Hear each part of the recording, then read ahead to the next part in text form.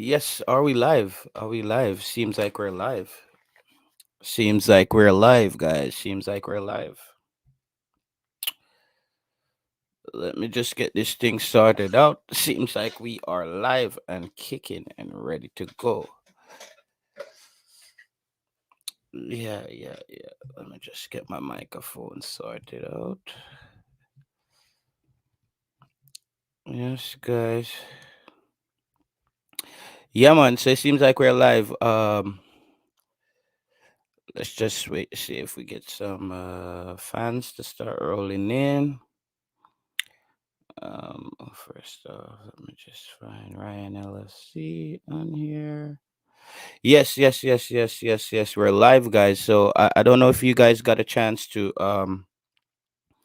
listen to the press conference today by the interim head coach Paul Hall.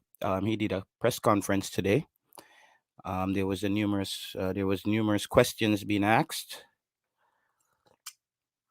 I personally think Paul Hall nailed that press conference. I think that was a 10 for me.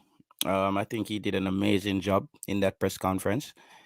Um, One of the good things we can take from that press conference, guys, is Paul Hall spoke about a lot of things that we talked about on this platform as far as what we're going to be doing going forward. What One of my most one of the things that was exciting to hear from Paul Hall today. Jamie Ricketts, we're gonna get to Juna Flemings. Don't worry yourself. We're gonna get to Juna Flemings. But Paul Hall, he said he wanted to play attacking football, and that's what we've been asking for. Um, you know what, guys? Um, Listen, I'm gonna shut down this stream. I'm gonna get in touch with Ryan and ask Ryan if I could play parts of the interview on here. It since it's audio, I think we're able to play the audio on here. Just give me a second, guys. Just give me a second because I would love to get the interview up for you guys, so you guys can get a piece of the interview. I think it would be really nice. So we can share the moment and kind of get into what's been said. So let me give Ryan a call. Hold on, Ryan.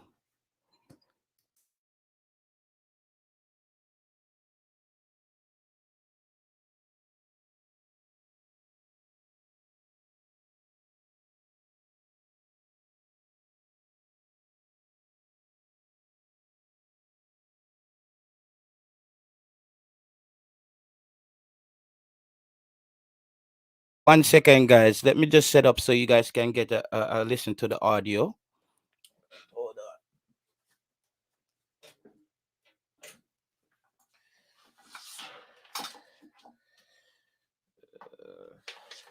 Let me just do a quick connection so I could connect my phone so you guys can get a listening from the audio from Mr. Paul Hall himself.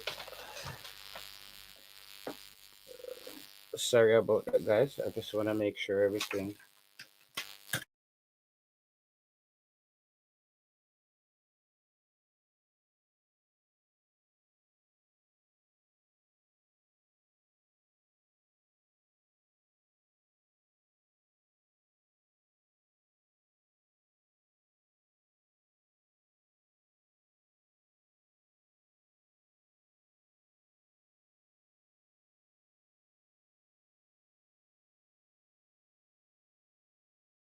Let me know, guys, if you could hear the Let's audio. see. Let me know in the comments if you could hear the audio. So, this is basically the press conference today with Paul Hall. I'm gonna play back some of the audio so you guys can get some insight on what was said, so we could have some clarity. Just let me know in the comments, guys, if you can hear the audio. Please let me know if you could hear the audio. Go ahead. Open the mic and go ahead. Sorry, hello, Coach. This is Daniel Wheeler from the Cleaner Sports Desk. Congratulations on this opportunity. The first question I have for you: what are the things, whether tactically or personnel otherwise are you seeking to do differently Okay, from perfect. your predecessor? Well, we all, in terms of having an approach, we all have a different approach. No matter how we are, we could play the 3-5-2, 4-3-3. We could all play it very differently. We could get our wingers to come inside. We could get our fullbacks attacking, or we could do it the opposite way around. And we could look to have rotations. I'm very much about rotations. It's very, very difficult to change the personality of the team in the short term, because we are looking for results and we're looking to just pick a team and a squad that's going to get us results. However, I do like to press really high. I do like to make sure that the team are attack minded. And So, guys, we don't want to skip over anything because it's a lot. It's a lot. It's a 49-minute interview. Um, One of the first things you can hear Paul Hall talk about in his new regime coming in, he wants to press a bit more. So that tells me, for all the people who were questioning whether or not Paul Hall was being listened to by Theodore Whitmore, obviously he wasn't being listened to because Jamaica hasn't been pressing. So as you can hear, Paul Hall states here that that's one of the things he wants to do. He wants to play that kind of rotation where players know that if a player makes a run, I'm the substitute to fill in for that player in position. But we maintain shape and we continue to press. So I hope you guys are listening to that. So carefully, as he stated, he wants to press. So obviously we haven't been pressing. So that tells all the people, that dispels all the rumors from people who thought that Theodore Whitmore was listening to Paul Hall. As Paul Hall stated, he wants to press. we like to pass the ball around, possession-based play. How much of that we can get out in the short term is going to be down to the work that we do beforehand. But tactically, we're looking to press and then counter press, and just hopefully in the 5 phases of the game, try to dominate the opposition. All right. And just a follow up. I know that you obviously when Whitmore was charged, you were a part of his backroom staff along with Warren Barrett and Marion Gordon. Will you still be keeping that same backroom staff, or are there persons that you would want to at least bring in at least for the last 6 games of the campaign? Well, what we're trying to do is very, very early days, and what we're trying to do is make sure that we speak to the players, speak to the staff, and I'll be holding a meeting actually tomorrow with all of that staff. Now, that staff has worked with us all the way through. It's important to not change too much and to keep the momentum going from the last game. But we've got to just wait and see what happens going forward. But yes, it's not a bad staff as it happens. It's we're all together, we work together, and we've made sure that we've got a good working relationship with everybody that's involved. So let's try to move forward with that. That's good. All right. Let's go to Spencer. Spencer Darlington.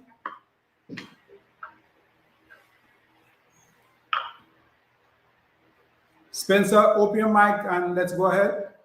Yes, sir. Thank you. Good afternoon to you and good afternoon to Paul and all others on this Zoom press conference. Paul, my question is, depending on how the results pan out for the remainder of Jamaica's campaign in this qualification series, how prepared would you be to accept the job on a full-time basis if that is offered by the JFF?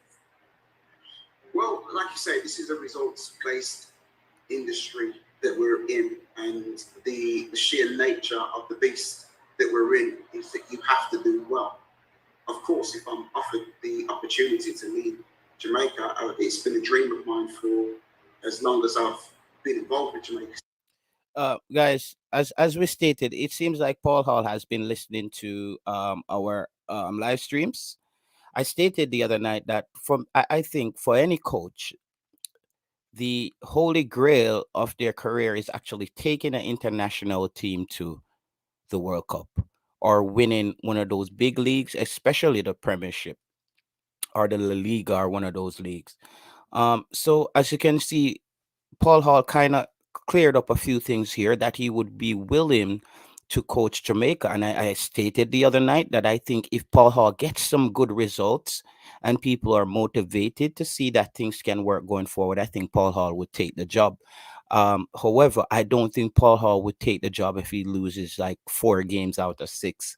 I think the noise will be too loud. I think fans would be crying that he's similar to Whitmore, nothing changed.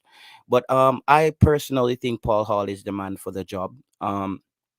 He stated here on the interview that it's not really Jamaica is on the list of things he wanted to accomplish as a coach, and coaching Jamaica is probably one of would be one of the highlights of his career. Let's keep going. So, yes, of course, that would be something that I would seriously consider, because there are a lot of opportunities around the world, but this one speaks the loudest for me, and it always has done. So yeah, I mean, listen, it's more than just about the World Cup. It's about getting coaches in this country or in Jamaica better. It's about getting the boys and the girls coaches up to the level of being, really helping to coach the coaches. It reaches out far more than just qualifying for the World Cup. We want to get Jamaica to have world-class coaches that sprout from the island, and then we can have world-class physios and world-class SNCs. And it's got more than just qualifying. So yeah, I will be here for the long term. I would hope to develop lots more than just results on the island. We want to make sure that we get these practitioners into to turn them to be the very best that they can be, and get them into a world-leading fraternity of coaches. Thank you, Paul. All right, let's go to, thank you, Spencer. Let's go to sports down the middle. Good afternoon, everyone. Good afternoon. Eddie from Sports Down the Middle. Congrats again, Mr. Hall, on the job. Thank you. My question is, in terms of player selection, what would be your policy going forward? Well, like I said, in the short term, we've got to pick a group of players who are going to win us a game of football, and that's the policy. We've got to pick the best players who are going to win us games of football. Now, that might change from Mexico to. However, that's. I want to big up Eddie Guna from Sports Down the Middle, and I want to congratulate all the YouTube journalists and bloggers who were in this Zoom meeting today, this press conference. I think that's a good look for the YouTube sphere and the diaspora. They're being rewarded for their work. Tonight, I think we had in that room, we had Coach Minzy from Coach's Decks, Formula Sports from the Formula Sports, and we had, I think, Oheen Blake, Mr. Cataract from Sports Commentary. So I think those guys kind of went out there today and represented the whole YouTube sphere, and they asked some pretty critical questions that a lot of the fans on here has been asking. So congratulations to those guys. The squad must be committed. That's one thing that I have always shown, and I would expect commitment from each and every player. And I would also expect that squad to be able to have the resilience and the materials to be able to beat a Mexico, a Panama, a Costa Rica, a Canada. It's really important that we have the players in the group who can go out and win us a game of football, and that's the policy in the short term. Probably in the long term, the medium and the long term, we would look to try to get locally based players to get, to get experience around the professionals that have come from England and from America, and get them experience being around the older players. So yeah, we're looking at local players as well in the long term. But yeah, does that answer your question? Yes, it does. Thank you. All right, thank you, sir. Let's move to Robert. Robert, let's hear you. Yes. Yeah, good day, everyone. And good day again, coach, and congratulations on your appointment. My question to you is that, 6 games to go, 7 points, how much pressure you think it will be on you as the coach to turn around the team fortunes at this time? Well, the pressure's there. Like I said earlier, I alluded to earlier, that it's a results-based industry. we know what we have to do. There's no hiding away from the fact that we need to pick up points. I believe that we've got the players to be able to pick up those points and really strike fear into the rest of the CONCACAF group. All right, guys. So, just a reminder, guys. Ryan LFC will be joining us in 8 minutes. So for everyone who's wondering, Ryan LFC will be with us in the next 8 minutes. Um, Paul Hall, what I'm hearing in his voice here, and guys, we're gonna go through the whole interview, so you guys just stay put. I hear honesty. I think Paul Hall sounds like he's um how Earl Bailey so active now. Um, I think Paul Hall, to me, he's approaching the situation for and knowing what it is. He knows there is pressure there. He's not coming in saying there's no pressure. I think I'll come in and win the game. No, Paul Hall knew that he was a part of the previous administration as far as coaching staff is concerned. Yeah, sure, David Nichols, I could get it to you. I will try to get my information on here and we'll sort it out to figure out how to get you the audio. Yeah, so Paul Hall is coming in. What I enjoy about this press conference, Paul Hall is answering a lot of the questions that we had the other night when we were on. And some of the questions I had was, how are you going to approach this going forward? And as you can see, Paul Hall, he has a long-term plan and he also has a immediate plan, as he knows he's an interim coach as well. But I think Paul Hall created a lot of clarity around a lot of situations. He spoke about player picking players for the squad, and he says everybody is up for grabs right now. Everybody has to, it's like everybody has to prove themselves all over again, and that's what we've been asking for. That's what we've been asking for. Let's keep going. Let's keep rolling. I felt with the last game that we played, the momentum was starting to shift. I think that was because we had some of the fans inside of the stadium, and they were such full of energy, and we're going to really need everybody to be in the right area, in the right space to push this team forward, and yeah, really put us under pressure to get those results. Yes, the pressure's going to be there, but I really do believe that this group of players can respond to that pressure and really make it difficult for teams to play, especially in Jamaica. We've got 4 out of 6 games at home, and we want to be able to make it a fortress and a difficult place for them to come, like how they make it difficult for us to go there whenever we go to. I hope you guys are listening to that. From our next 6 fixtures, we got 4 home games, so that's very important for Jamaica. And Paul Hall seems to be someone who is here to solidify the home advantage.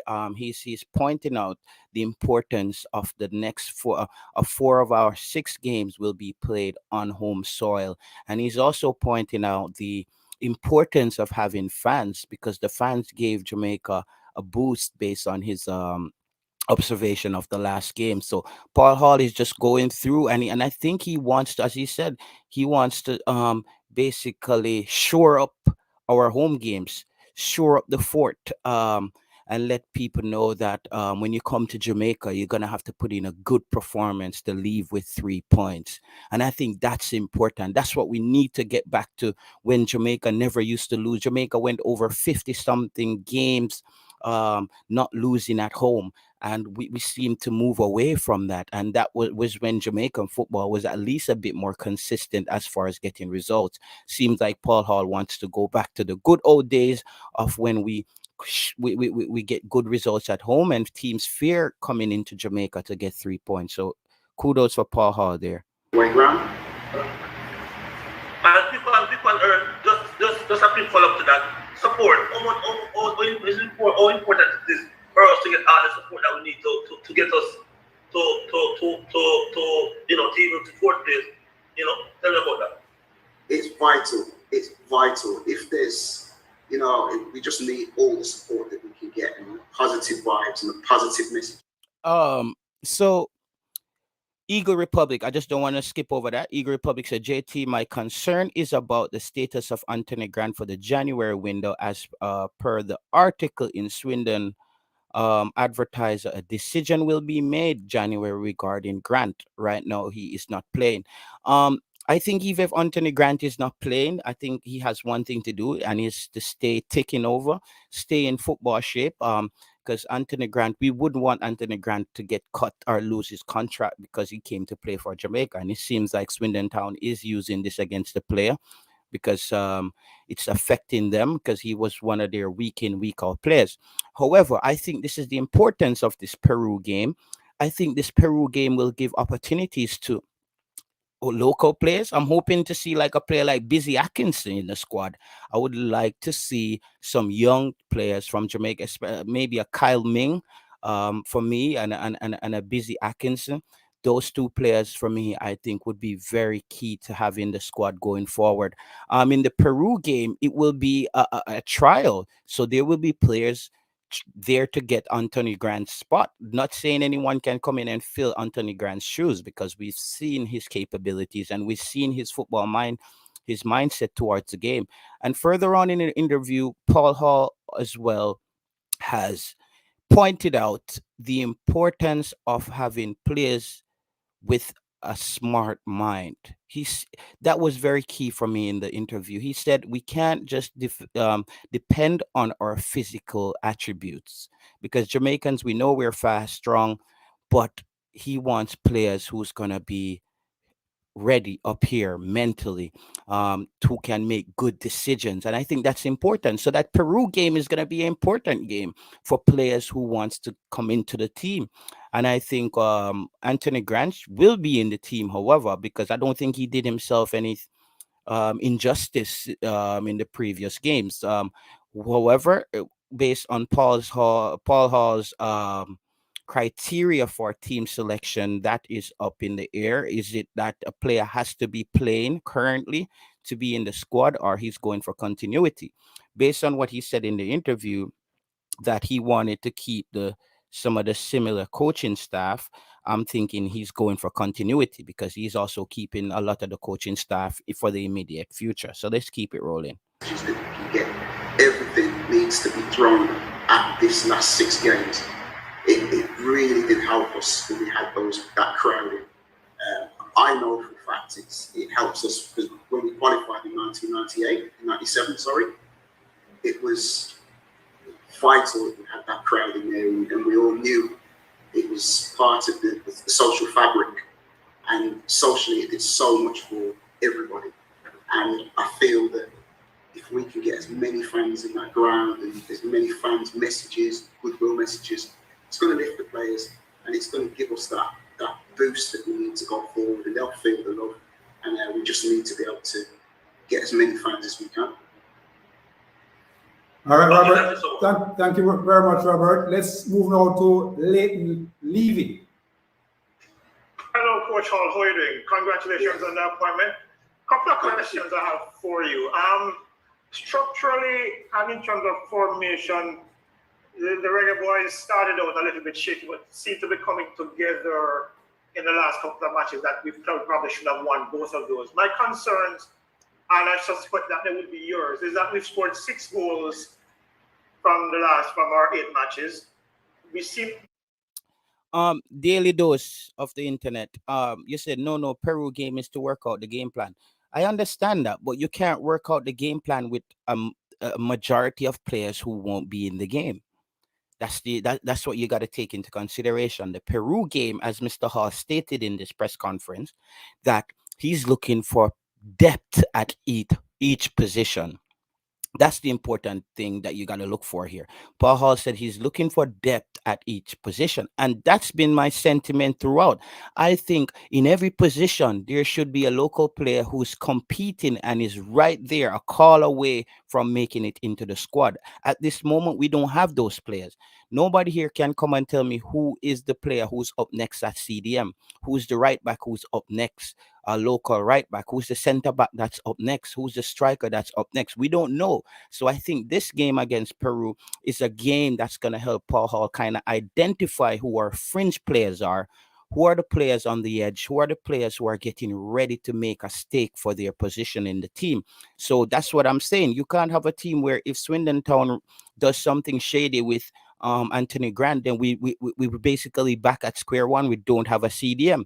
This is why I think this Peru game is important to have some depth and have some players who are right on the fringe of getting into the team. To have a problem getting the ball to our forwards, either the route one approach doesn't necessarily work, because as we saw with Mikel Antonio against Panama, all they did was put the two centre backs on him, and that it eliminated any opportunity. It took individual goals from him to score against the United States and, of course, El Salvador. How do we get the ball to the forwards? What are your plans to get the ball to the forwards? And, of course, to improve structurally, that we have that structure, that formation that protects our goal, because we've already conceded 10 goals from those 8 matches.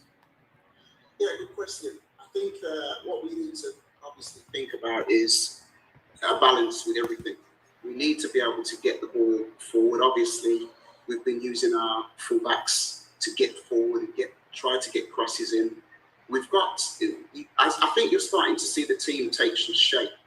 The ball's going up to Mikel Antonio. It's starting to hold, and he's starting to get some players to support him, and we're able to build a little bit more. I like to build play. I like to build play. I like to get the midfield players on the half turn playing forward. It's not necessarily a formation, it's a style. So whether you play 3-4-3, 3-5-2, 4-3-3, the players all know what style they're playing. All right, guys. So you see, that was another key point there. Paul Hall, all the formations that Paul Hall just named out for us are attacking formation: 3-5-2. You talk about the 4-3-3. I heard no 4-4-2 in there. So that tells me that Paul Hall, as you hear, he said he likes build up play. He wants his midfielders to be on the football. That's what we've been asking for. We've been asking for balanced formation as to where we can get some midfield play and we can solidify our defensive play. And I love the fact that Paul Hall, the position, the formations that he named out, none of those formations were 4-4-2. It's all attacking formation. And he touched on a key point. He said it's a specific style of play that you're going to have to play. What does that tell you? It tells you that we haven't been playing with a style, and he recognizes that. So I think Paul Hall also wants to come in and implement his style of play. They want to be able to play the ball around corners, play off 1 and 2 touch, circulate the ball really quickly, and make it difficult for people to get close to you. So it's really, really important that we get the work into the players. Like I said, in the short term, it's quite difficult to make that happen straight away. But there are things like reacting in the transition, winning the ball back quickly, and getting the ball forward as much as we can in a controlled manner, and really just being an attacking-based team. That, for me, is the way how we do it. But in terms of formation, to answer the question, it's not about formation, it's about style. And if we can get that style going, then we'll start to see players looking a lot more comfortable. Which brings me to my follow-up question. That style only works if we're able to maintain possession, you would agree. One of the biggest challenges we've had is that we constantly turn the ball over, especially in the midfield or in our defensive third of the field. You know, how do we fix that? Can you fix that in the short term? I mean, yes. I mean, it's the way how you ask the players to play. So you're asking them to play a certain way. We have got players who can receive the ball and keep the ball in those deep lines. Are you guys listening to this? Are you guys listening to this? Paul Hall says to get what we need done is you have to ask the players to play in a specific way.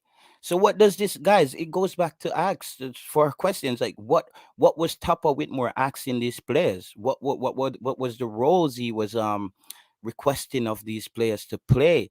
So if Paul Hall, that's what I'm saying, guys. I don't think Paul Hall would have took this job if he didn't see where he could adjust things and get the right result. As he said, we have ball handlers, but the problem is that's based on listening to this interview. It seems like what was asked of the players wasn't compatible with the players' attributes, and I think this is where Paul Hall is going to come in and bring a different mindset to us attacking and pressing more, and he maybe understands the players' capabilities more, because if Paul Hall is saying is how you ask the players to play, so that means did Theodore Whitmore ask those players to play that way how they've been playing, which hasn't been attractive football. So as you could hear Paul Hall stating, is what you ask the players to do. I think that was very important.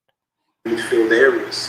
We've just got to make sure that we create situations for us to be able to not lose the ball and focus on that. And really focus on keeping the ball.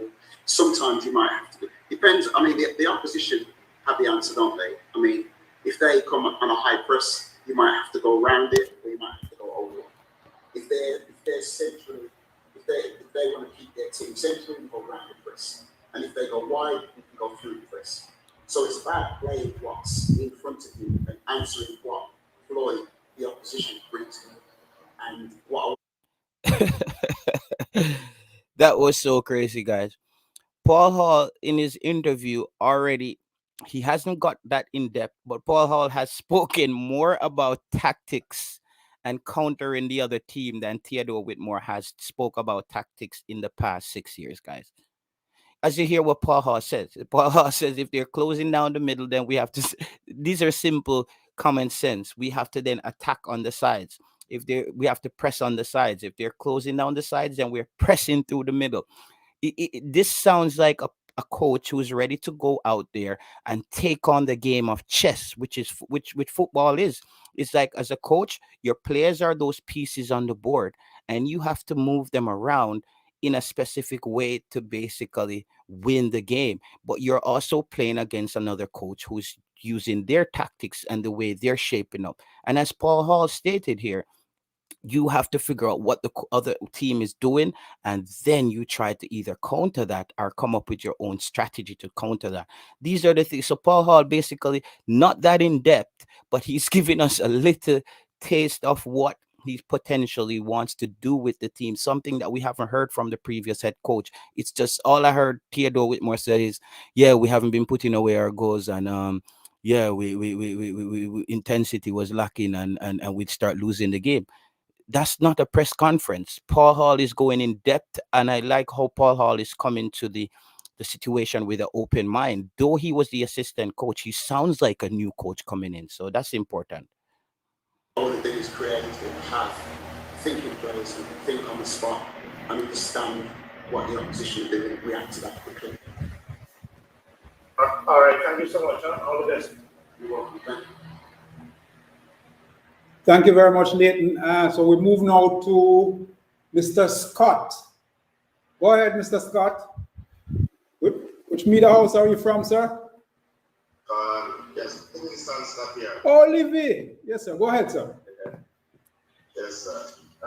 Yes, coach. Congrats again, coach. Just have this, just a couple years for your coach.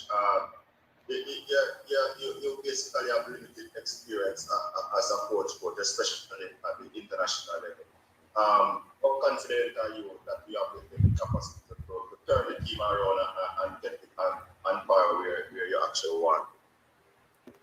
Confident, because for me to be here, it's a big undertaking. I think anybody taking any team for the first time is going to have limited experience. So it's about utilizing the people around me, making sure that they, if I've got any gaps, they can help fill those gaps, and making sure that we focus on getting 3 points. I'm not limited in my experience of getting 3 points. So we have to make sure that we go out, win the game, have our approach that's positive, and making sure we make it difficult for our opponents. It's, yes, you could say inexperience, but everybody was inexperienced at one point. So we have to make sure that we go and be confident, as I am, and confident in myself as well. All right, you hear that again, guys? So Paul Hall basically is just reciting some of the sentiments that we had on the show. I stated the other night that Paul Hall's experience as an international coach is not a problem for me, because every coach starts out in experience. You don't just become an experienced international coach without coaching at the international level. Here is Paul Hall's opportunity to prove himself at the international level. One thing that was key that Paul Hall said, he's experienced in getting 3 points. I want you to really zoom in on that and listen to that carefully. He said he's very experienced in getting 3 points. That's something our previous head coach wasn't experiencing. Tapa was experienced in getting good results like drawing a game or potentially a 1-0. I think a coach like Paul Hall, who says he's experienced in getting 3 points and he says he only wants to attack and he wants to press, that tells me that's a coach who's down for 3 points at every and any cost. That's what we want to hear from our head coach. We don't want a conservative head coach anymore. This is why I think Paul Hall is the man for the job. So far in this interview, Paul Hall has gotten a 10 out of 10 for me. He's answering all the questions right up my alley. That's how we want to hear a coach speak about it. And Paul Hall sounds honest. He's honest about the situation. He says, I'm inexperienced. But all inexperienced coaches start somewhere. But he also stated he's experienced in getting 3 points. And what does Jamaica need right now? Points. We need points, points, points. We don't need experience when we're losing. We want 3 points at all costs. I think Coach Leon hasn't touched his best form in the qualifiers. We know he has been beset by injuries. Any special plans for him to try and get him up to the standard we know he can perform? And also, any other plans for Mikel? He has been flying. Any other consideration for Mikel Antonio as well? Leon and Mikel? Well, Mikel's been, he's in form in the international. I think he's really got a bit between his teeth in terms of wanting to score, wanting to do well for the country. And the Mikel Antonio, who's fit, raring to go and focused, is a world-class player, as we can see every week in the Premier League. With Leon, I was a winger myself, as well as a forward. And it's about just getting him the ball all the time. Really making sure that he can get the ball and really making him feel confident that he could, if he doesn't have a particularly great moment, no problem, that's gone. Don't live in the past. Let's get in the future. Let's make sure that we focus on the next one, because what we're dealing with is a world-class player. And even world-class players have times when they're not producing the goods.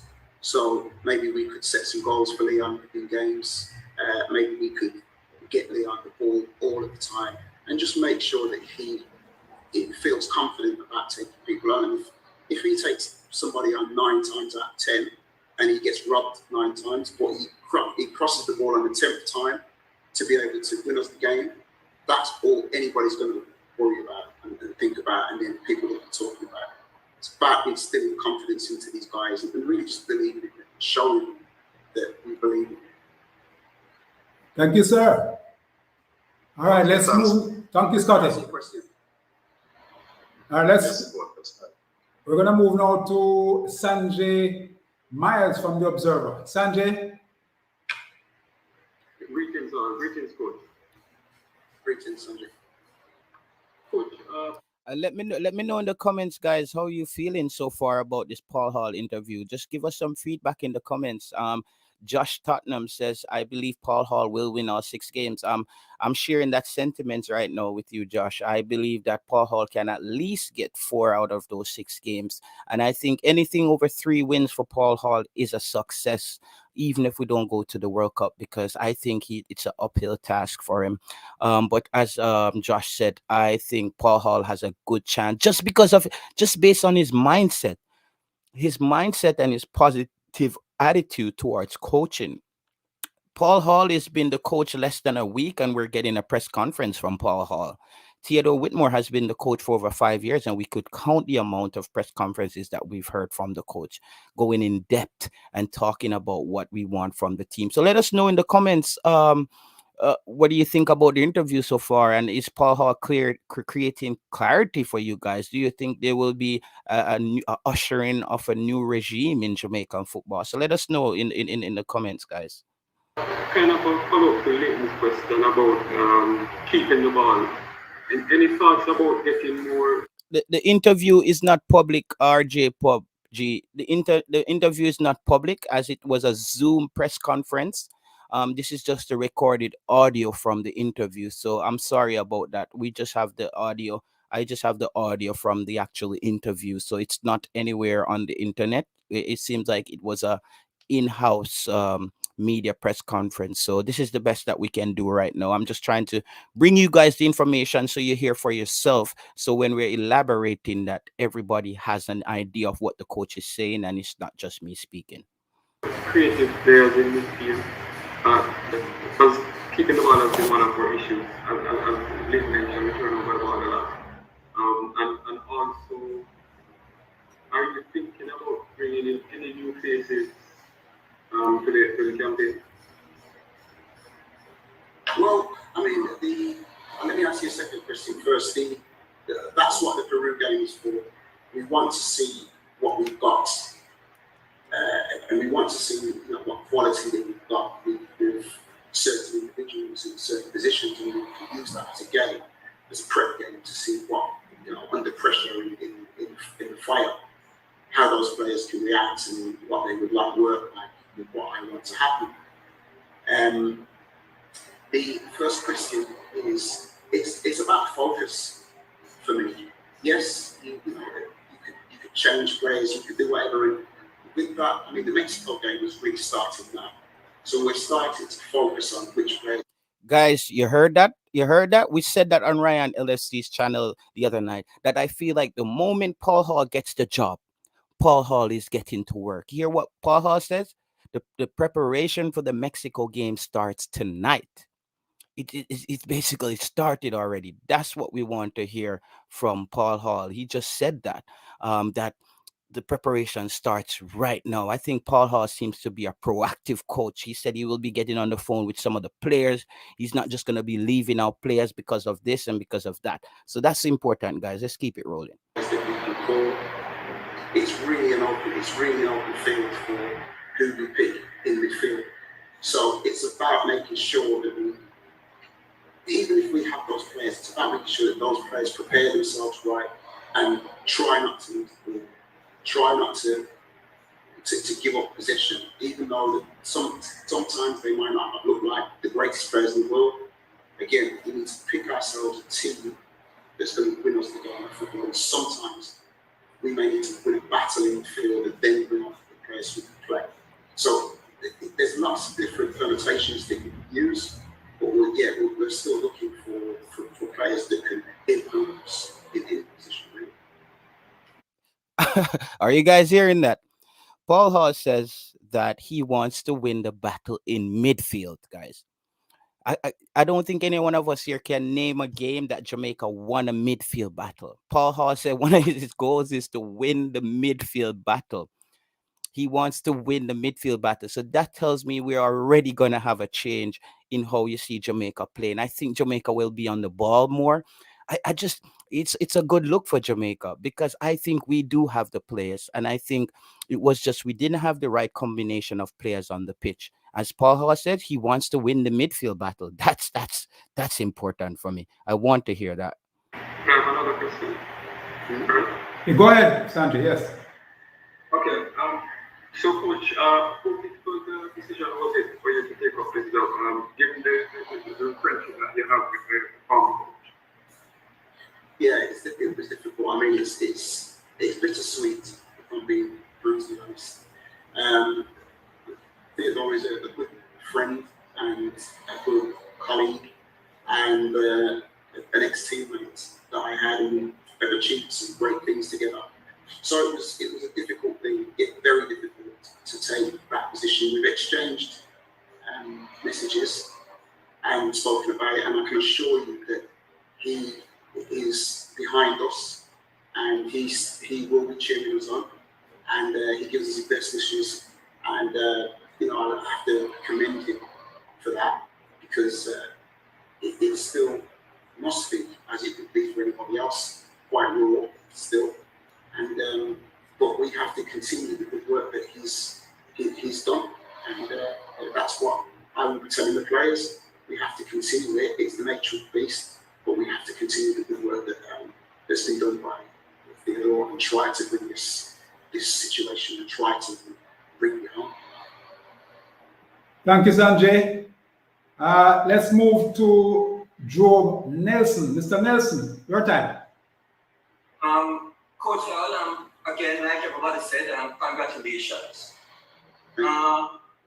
This might be a little preemptive or premature, but at the moment, as you are the interim coach now, but you talk about culture. How do you plan to change the culture of Jamaican football? Well, I think I was in the lucky position of seeing Wales, because I've done my pro license with Wales. So I was in the lucky position of seeing Wales go from where we were in 14th, 16th in the world into the top 10. And they changed it by everybody focusing on having a way of playing football in Wales.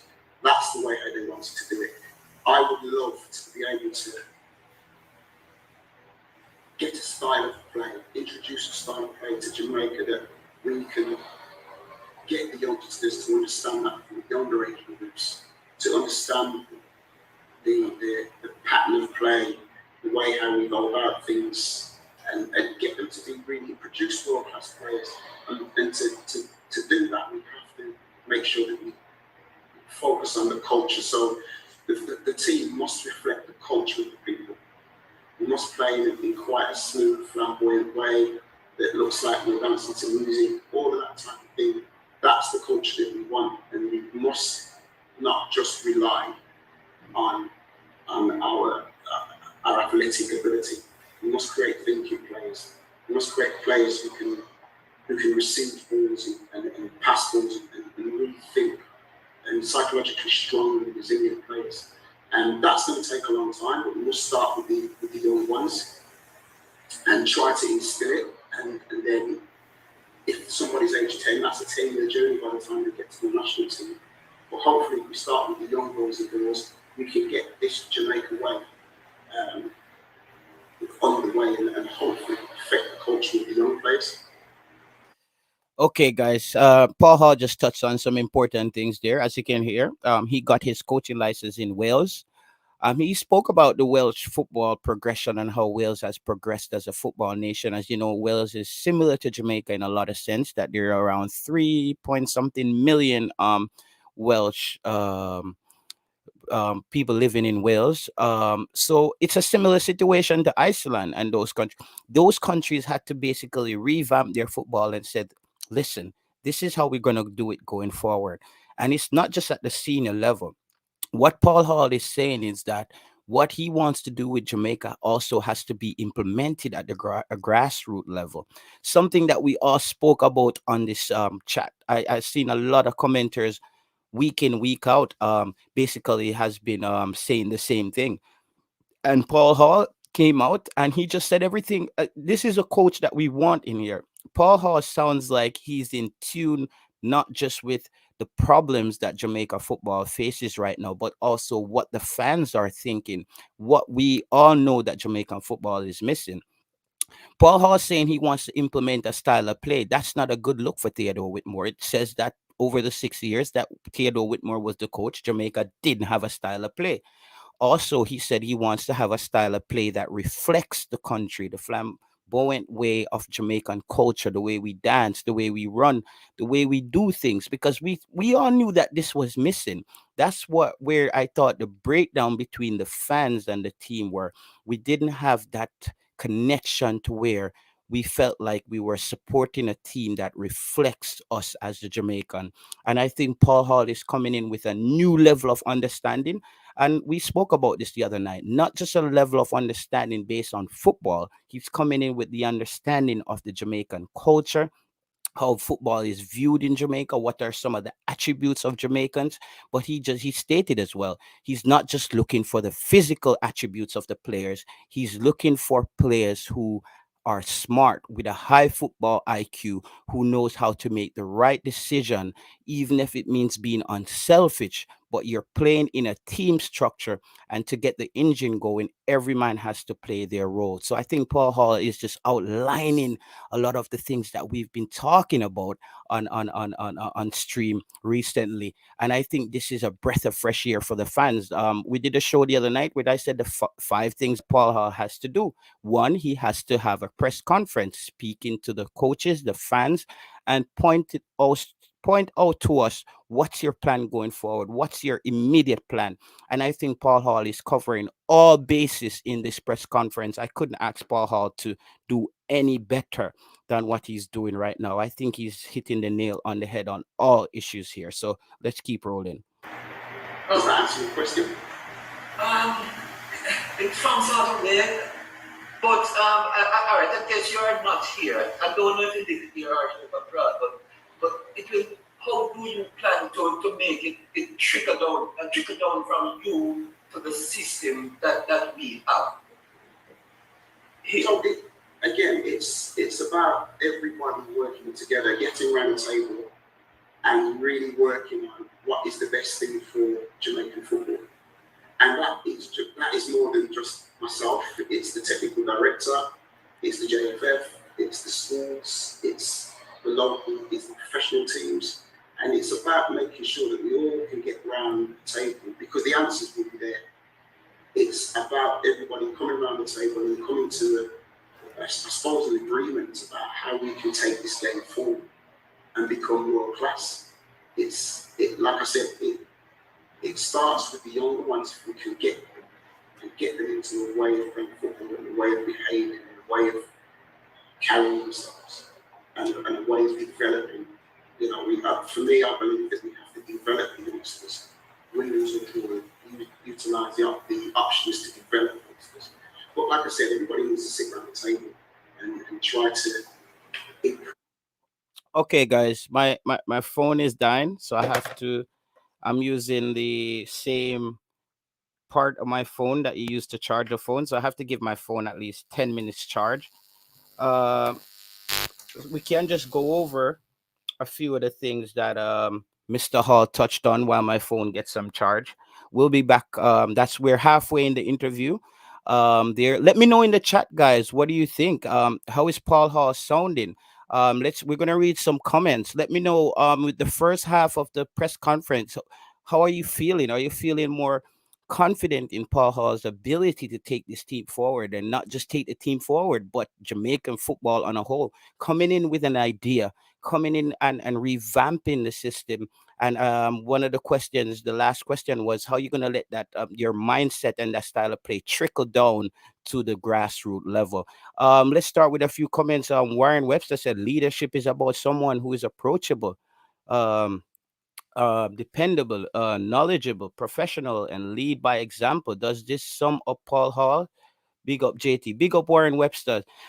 Yes, it summarized Paul Hall. Warren Webster, as you know, I was a big fan of Paul Hall when he entered the setup. I thought Paul Hall, I said on Ryan's stream that Paul Hall should have got the job after the Gold Cup, because that was the only way I thought Jamaica would have went to the World Cup. I just think that Theodore Whitmore, he didn't have the juice. He didn't have the juice. And Paul Hall is basically outlining a lot of things that the fans have been speaking about. Let me know in the comments, guys. Is there anything that you wanted to hear from Paul Hall that you didn't hear? We're halfway in the interview. It's a 49-minute interview, and we're on the 25th minute. My phone just has to get a little charge. Ryan LFC is here, so I'm going to just let Ryan take it from here until my phone charges back up a little bit. Go ahead, Ryan. I just going to say to you, bro, I don't want to come disrupt your show, Virgin, because I was on the chain coming home and it was so fantastic. I haven't heard the interview and hear you breaking down the interview. Bro, this flashback my mind 6 years ago when the Jurgen Club take over and have the vision. You hear what the coach said? It's not only him alone. When you hear a manager speak like that, that simply means you hear him say you want to work with the Football Federation, the technical director. Every single body have to pull together as a nation for this thing work. Whether we make it to the World Cup, I am getting that feeling that Paul are going to take us to the next level. JT Taylor, just listen to the man. We were crying out for someone who can communicate with the fans. Myself cannot communicate, bro. And I get someone when I can break down an interview where Paul Hall talking about him philosophy. Listen to Paul Hall, it's like I'm seeing all the team playing. Yeah. I'm picturing all the team play. Yeah, yeah. And that's somebody who you want to lead in your nation. Someone who can speak to the people, can command the people. You can say, okay, everything will be fine. Fans do okay, everything will be fine. Don't worry. Like when Jurgen Klopp, some people, Liverpool fans were getting nervous. He's the father. He's the one who is the leader. And that's why football was shouting. You know, listen to top of press conference. It's like a 20 minutes. You know, him talking about the same thing. You just look at the person or him direct. And someone tell me to be a proper coach, you have to learn how to express yourself. That is very, very important. That's the most thing.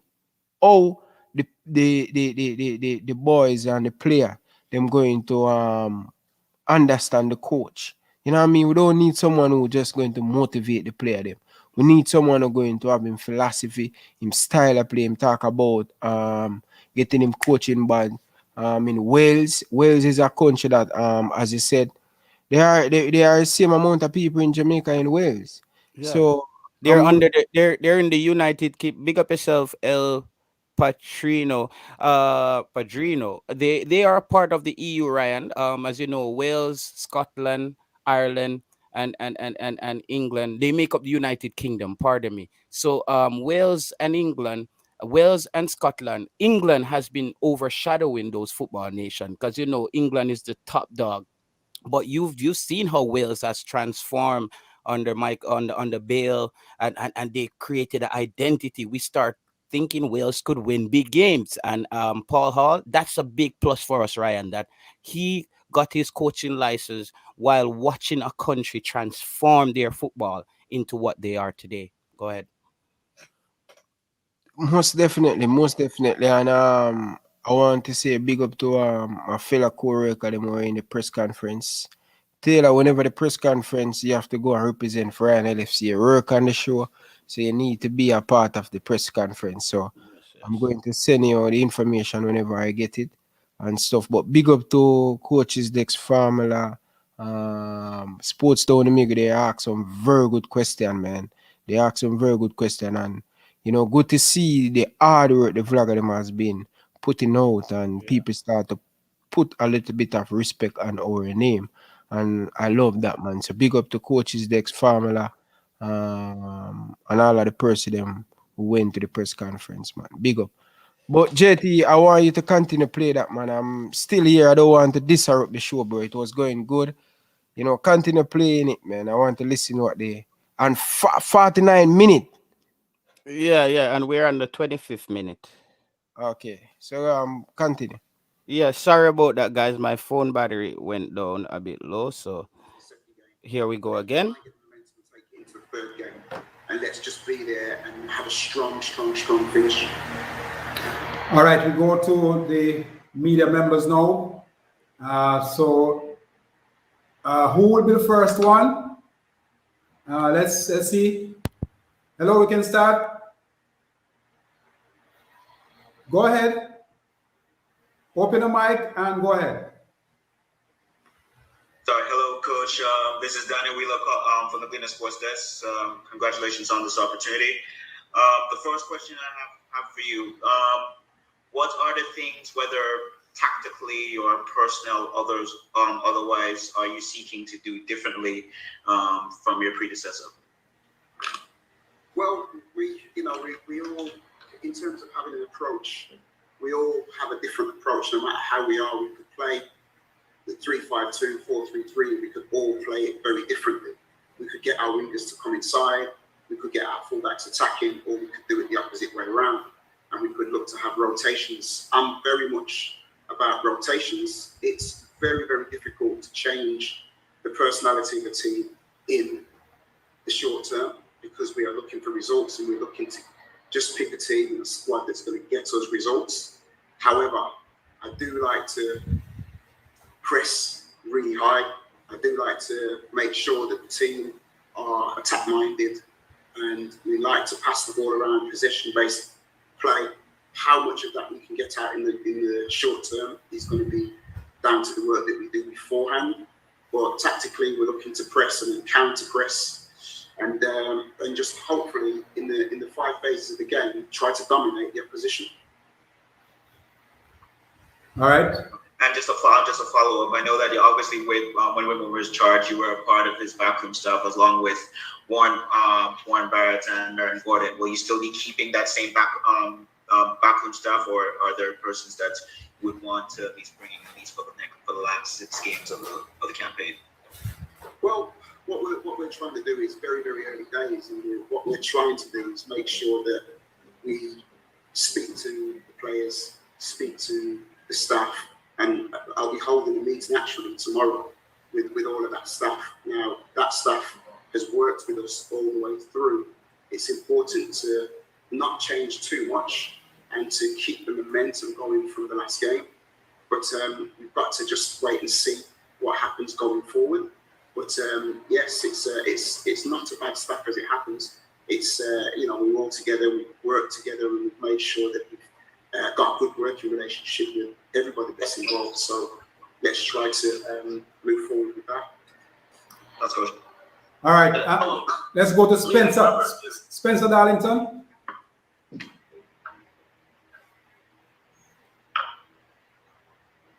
Spencer, open your mic and let's go ahead.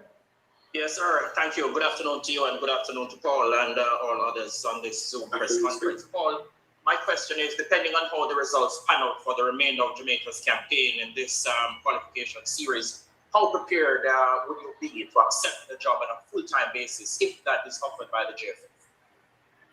Well, like you say, this is a results-based industry that we're in, and the sheer nature of the beast that we're in is that you have to do well. Of course, if I'm offered the opportunity to lead Jamaica, it's been a dream of mine for as long as I've been involved with Jamaica. So, yes, of course, that would be something that I would seriously consider, because there are a lot of opportunities around the world, but this one speaks the loudest for me, and it always has done. So yeah, I mean, listen, it's more than just about the World Cup. It's about getting coaches in this country or in Jamaica better. It's about getting the boys and the girls coaches up to the level of being, really helping to coach the coaches. It reaches out far more than just qualifying for the World Cup. We want to get Jamaica to have world-class coaches that sprout from the island, and then we can have world-class physios and world-class S&Cs. And it's got more than just qualifying. So yeah, I will be here for the long term. I would hope to develop lots more than just results on the island. We want to make sure that we get these practitioners into to turn them to be the very best that they can be, and get them into a world-leading fraternity of coaches. Ryan, I just want to say, so this is probably one of the best gifts, Christmas gifts Mr. Rudolph Speed can get. Because as you know, Mr. Rudolph Speed spoke about him transforming the coaching atmosphere in Jamaica, getting a pro licensed coach to teach more of the B licensed coach to become better coach. And what more ideal situation would it be to bring in a Paul Hall, who's coming in with his style of play, the identity. Paul Hall, who knows about development and how to develop a youth program. I think Mr. Speed, Rudolph Speed, and Paul Hall will do wonders. What says you, Ryan? Trust me, bro. Sitting here, bro, like tears want to come from my eye, bro. And I don't really want to go back in the past where I asked the JFF why so late to pull in the trigger. We have this bright person. When you look at the man's CV and listen to how the man speak, and we have this man being the assistant coach, regardless of our respect to Coach Taylor Whitmore as the coach, he has done him best, but come on, man, why it takes a long, JFF, man? Listen to how the man speak. Every time the man speak, it's not about him. Yes. He's speaking about the whole picture. He said he want to help. Not even this World Cup. If we go to the World Cup or don't go to the World Cup, is a long-term thing. Him looking at it. No bigger job in the world bigger than this. This said a lot. Remember, this man went to the World Cup to the Jamaica with the Jamaica Reggae Boyz, and our future look bright when you look at so many players in England. You know what I mean? So many young players in Jamaica. What if we can get a more educated coach who can coach these young players? What will happen in 2026 World Cup in our backyard? You understand? I think listen to Paula is just bring me back flashback moment with Jurgen Klopp 6 years ago.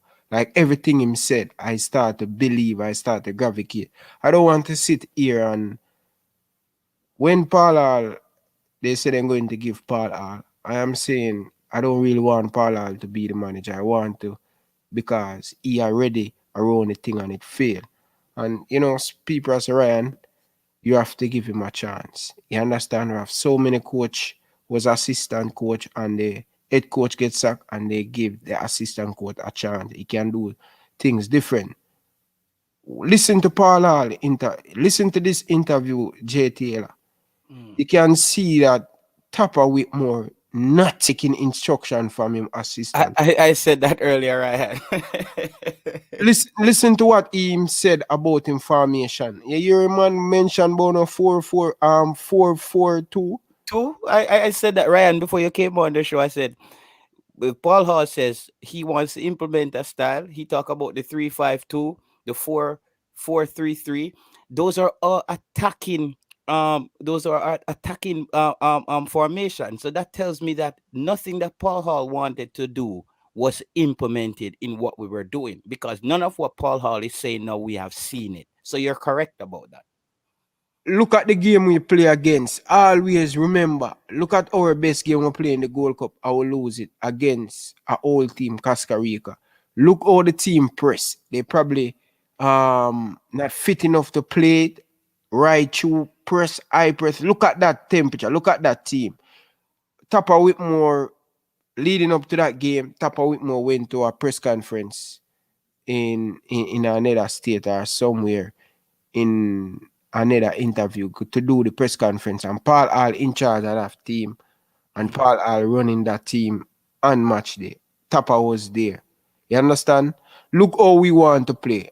I want you guys to go back and watch that game against Costa Rica. We were all in up in their face. We were attacking, we were pressing, we were defense. And this is the thing I'm saying, bro. Yeah. We need that. Man. Yeah, But Ryan. So another thing I is love it. I love it. I'm gonna go forward, but I'm gonna just bring you back to. I was watching an interview with the German that's now coaching. What is his name? Rudolph. Or Ralph, who's coaching Manchester United. He said at one point before, when he was a player coach, he played against a Slovenian team, and they pressed his team over the all over the field. And he says after they lost that game, he went to talk to the Slovenian coach, and he wanted to go and watch one of their training session. He wanted to know how were they able to press a team over the entire field. And those things are important as a coach, to know how you're gonna press and what you want to accomplish with the press. We all know, Ryan, you cannot press, no team can press for 90 minutes. But if you're structured in a specific way, even when when the tempo drops, your shape is still there to soak up pressure and still potentially get your players some fresh legs and get into hit on the counter attack, because the press is a mixture. When you want to take a break, then you have to soak up some pressure and get your players refreshed to press again. But just as, like go ahead. Just like Liverpool, they don't press for the whole 90 minutes. They use ball position. One of the things that Jurgen Klopp over the years, as the season go by years, him at Liverpool, he had something different to the Liverpool team. Once upon a time, Liverpool press like a headless chicken, and they tired, and team come back in the game in the last 15 minutes. Now Jurgen Klopp manage that and know how add to Liverpool game how to keep possession of the ball. So whenever we press and win the ball, we keep possession of the ball so we can rest. And then we go at it. If you notice how Liverpool press, Liverpool he press it for the first 35 minutes. into the first half, and they all the time they win game in the first 35 minutes. And I'm saying, why no other team study them and watch what they do? And Klopp said, no matter how you study this Liverpool team, this is what he's going to do, and he will not change from his philosophy. So they win the game from the first 35 minutes, and then they control the game. Yes. Klopp learned from him past mistake coaching this Liverpool team over the years. When him come to the Premier League, he know that he cannot press for the whole entire season. You have to rest in between. And I like Jurgen Klopp and listen to Paul Hall. He give me cold bump, bro. He give me in flashback. He start to grab me attention. Everything he said, I start to believe. You understand? That's what a good leader do. Yeah. You get people to believe, and as you can see, because Jamaica, Manchester United is having a similar problem. Manchester United has a coach now who wants to press, but the players that are starting for Manchester United is not capable of giving him that press that he wants. So it's important again. This is why we were all clamoring for Theodore Whitmore to get the right 11 on the pitch. And I think Paul Hall is going to get the right 11 on the pitch that suits his style of play, his attacking style of play. We might even see a Ravel Morrison, a Tyreek McGee on the pitch at once.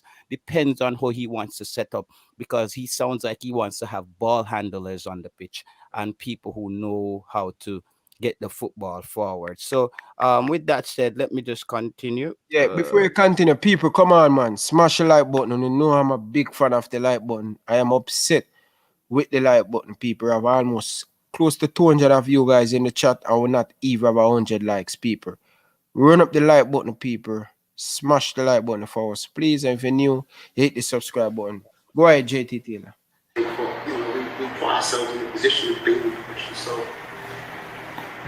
hopefully we can play a little bit more freely.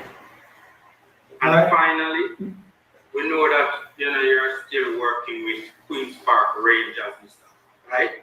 What assurances can the nation have, right, that Jamaica will not be affected by your other role across the land? Well, Jamaica hasn't been affected since I've been here, and I would never have taken the position if Jamaica would have been affected. I love Jamaica too much to make Jamaica be affected. QPR have given me their full support in what I'm doing, and they've been fantastic in the way how they've supported me until now, and they continue to offer their support and help me in any way that I can and that I would ever ask for. So they've been fully supportive of this opportunity. All right, thank you, sir. Thank you very much. Let's move now to Kevian Minzy. One question. We have three more. We want to take three more questions, and that's it. Let's Kevian. Let's hear you.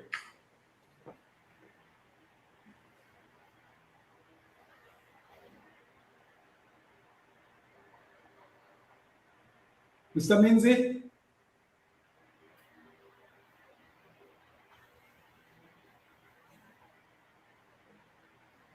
Let's move to Leighton one more time. Leighton? Yeah, okay. Back again. You answered one of my questions I wanted to ask earlier about the QPR thing. But earlier you spoke about the developing a national philosophy, something that I've actually asked about for many years. And the idea that people believe that the grassroots level starts in high school. Grassroots actually starts before you get to 10 years old. Sir Paul, you grew up in a system where you've seen the effectiveness of that in the UK. How can you get the thinking of Jamaican stakeholders, those specifically involved in football, to understand that it requires a comprehensive overhaul of how we approach development of football in Jamaica for you to get what you desire is in terms of the culture of football that we need to play and develop a national philosophy? Well, the only way you can try to do that is to try to persuade and try to have conversations and try to show proof where it's worked. I mean, we've had Ricardo Wagner, so many players that have left the island who have gone on to become really good players. I think we've got to have these conversations of where it works, and really try to persuade people that it will work, but it takes years to work. If you look at the successful countries that are all in the top 10, they've all had a, how can we say, they've all had an overhaul of what they believed in. If you look at Spain, you look at Holland, you look at Germany, you look at England, you look at Belgium, all these teams have had a major overhaul of what they were doing, what they did believe in. And they went about the world and took examples from everywhere else and they instilled it into their own country. And now many of those teams are in the top 10, of which Belgium, and specifically Wales. If you look at the Wales model, Wales is so much like Jamaica, it's untrue. It's got 3.1 million people. It's a very small country, and they're full of pride, and they wanted to get their own identity, and they just said, let's have our own identity. And these are the conversations that we need to have, because it's a madman who continues to think that he's going to get change if he keeps doing the same thing. But if you try something new, now you might be able to get change. And the conversations that we have, and the cohesion, and the togetherness, and the fact that we all want to just go in a single direction, which is to improve and to become world class. Yes, we may disagree, and yes, we might not agree on everything, but at least we can decide that we need, you know, if you go and play against Belgium, they play in a certain way. Brazil play in a certain way. Argentina, all the top teams in the world have an identity that it's the reason why they're first class. They don't ever change their formation or anything else. You know that they're playing. You know that you're playing against England. You know you're playing against Germany, because they've got their characteristics and they use their characteristics to the best of their ability. So I hope we can really work together with everybody and work and have, you know, we've got the athletes, we've got the footballers, just got to get them together and really get them into a style of play that's recognizable in the world, so people can say that's Reggae Boyz right there. You know? Yeah, well, thanks, Coach. I'm back, sir, early. Sorry about that. My microphone was not working. All right, one quick one. Yeah. Good afternoon, everyone. Congratulations again to Paul on assuming this position. I wish you all the best in going forward. Now, quick questions. We had players in the setup like an Ethan Pinnock, Jamal Lowe, Daniel Johnson, and Michael Hector. Do you have any thoughts of bringing back these players, and will there be any players that would be left out going forward? Well, like I said, it would be remiss of me to think that, oh, I'm just going to leave somebody out, or I'm just going to include somebody straight away. It's the Mexico game starts now, and without giving anything away, it's an open book. I would never like to say that I would take somebody out at the start without speaking to them and without seeing, you know, their commitment levels, etc., etc. So the door's open, the door's wide open. I just want a group of players who can win us a game of football and take us to the World Cup. So everybody's included. And then obviously it will put it down to a group of whatever, and then we'll try to go forward and try to win some games. Thank you, Kevin. Let's go to. That was an important piece right there, Ryan. That was very important. What Paul Hall just stated right there. I think that was Coach Minzy from Coach's Decks. Big up yourself. He asked about Ethan Pinnock and those guys. Paul Hall stated the team is open. If you're playing and you're quality, you should be up for the next window. One thing I wanted to ask Paul Hall though is if he ever thought about, Ryan, setting up a team that mirrors some of the teams that some of these players play for. Like Ethan Pinnock plays in a back three. Why can't we? That's something I would want to ask Paul Hall, but it's already sound when he talked about his formation. It was a 3-5-2, a 4-3-3.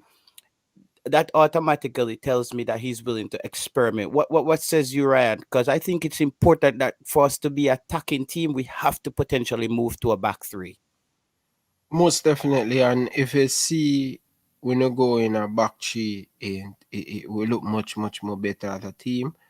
I think over the years, Jamaica, that's our style of play. That's how formation get the best out of us. Three at the back, we play it against Honduras and do very well. In Canada, we do very well with that formation. We just need to do more consistent, whether we're going to use one or two formation. That would be a good identity. I hear him stress on identity, and that's what the fans has been crying out for. So hopefully he can, what he said, he put it on the pitch and make the player them live up to the expectation. Also, you said about if he can narrow, and I hear that a coach that most of the time, most national team, sometimes they narrow, they play, they look at their play and look at the style of play, their club play, and try to do eliminate as much as possible, because when they come to the national team, it's a short turnover, not much. So you don't want to change the system.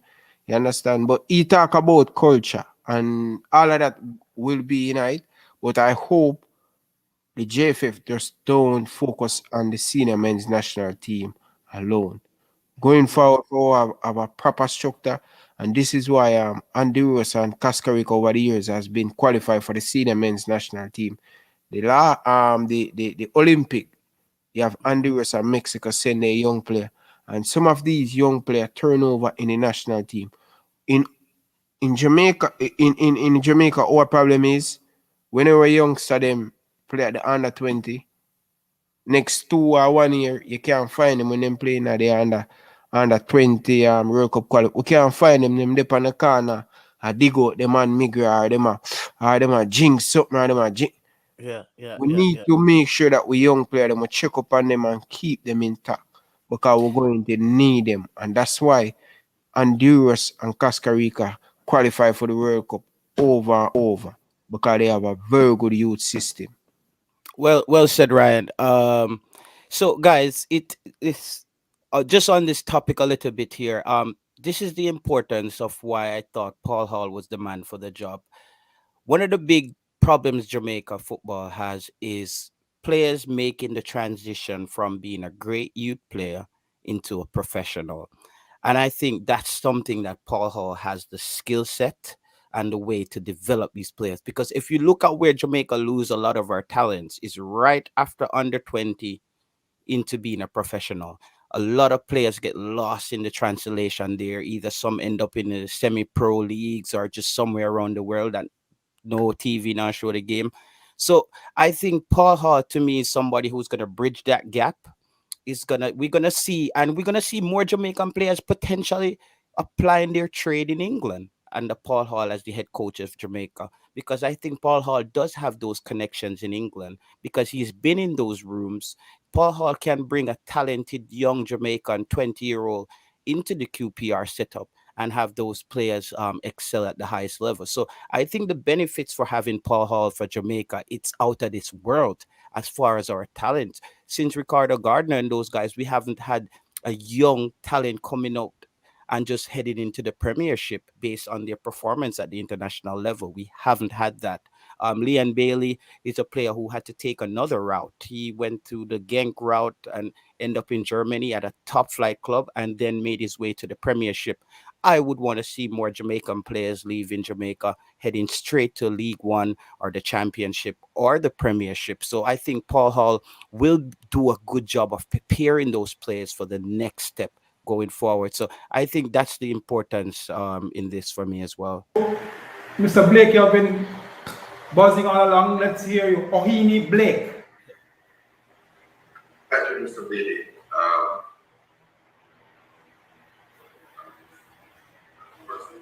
That's cataract, guys. Your volume is low, Mr. Blake. Your Coach, congratulations on your appointment. I also wish to take this opportunity on behalf of Reggae Boyz commentary to wish Coach Whitmore well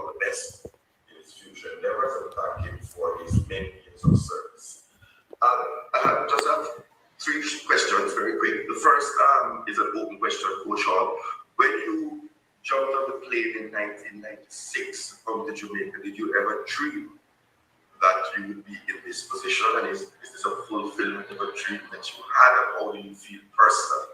That's the first question. And then I have two footballing questions. Yes. It's a dream. I mean, it was a dream to be getting on the plane, to be coming to Jamaica to play. My parents, my grandparents, all my family, it's playing for Jamaica and representing Jamaica and those colours, singing the national anthem. It's really changed my life and my family's life. And it fills me with pride to be able to serve the country and lead the country and again achieve or try to achieve the aspirations and the aims of both the JFF, the country, and the people. So yeah, it fills me with pride and honor. Ryan, you could also bring up a few comments while it's going, so we get the fans' interaction going. And I'm really, really happy to be here, but it is bittersweet because for obvious reasons.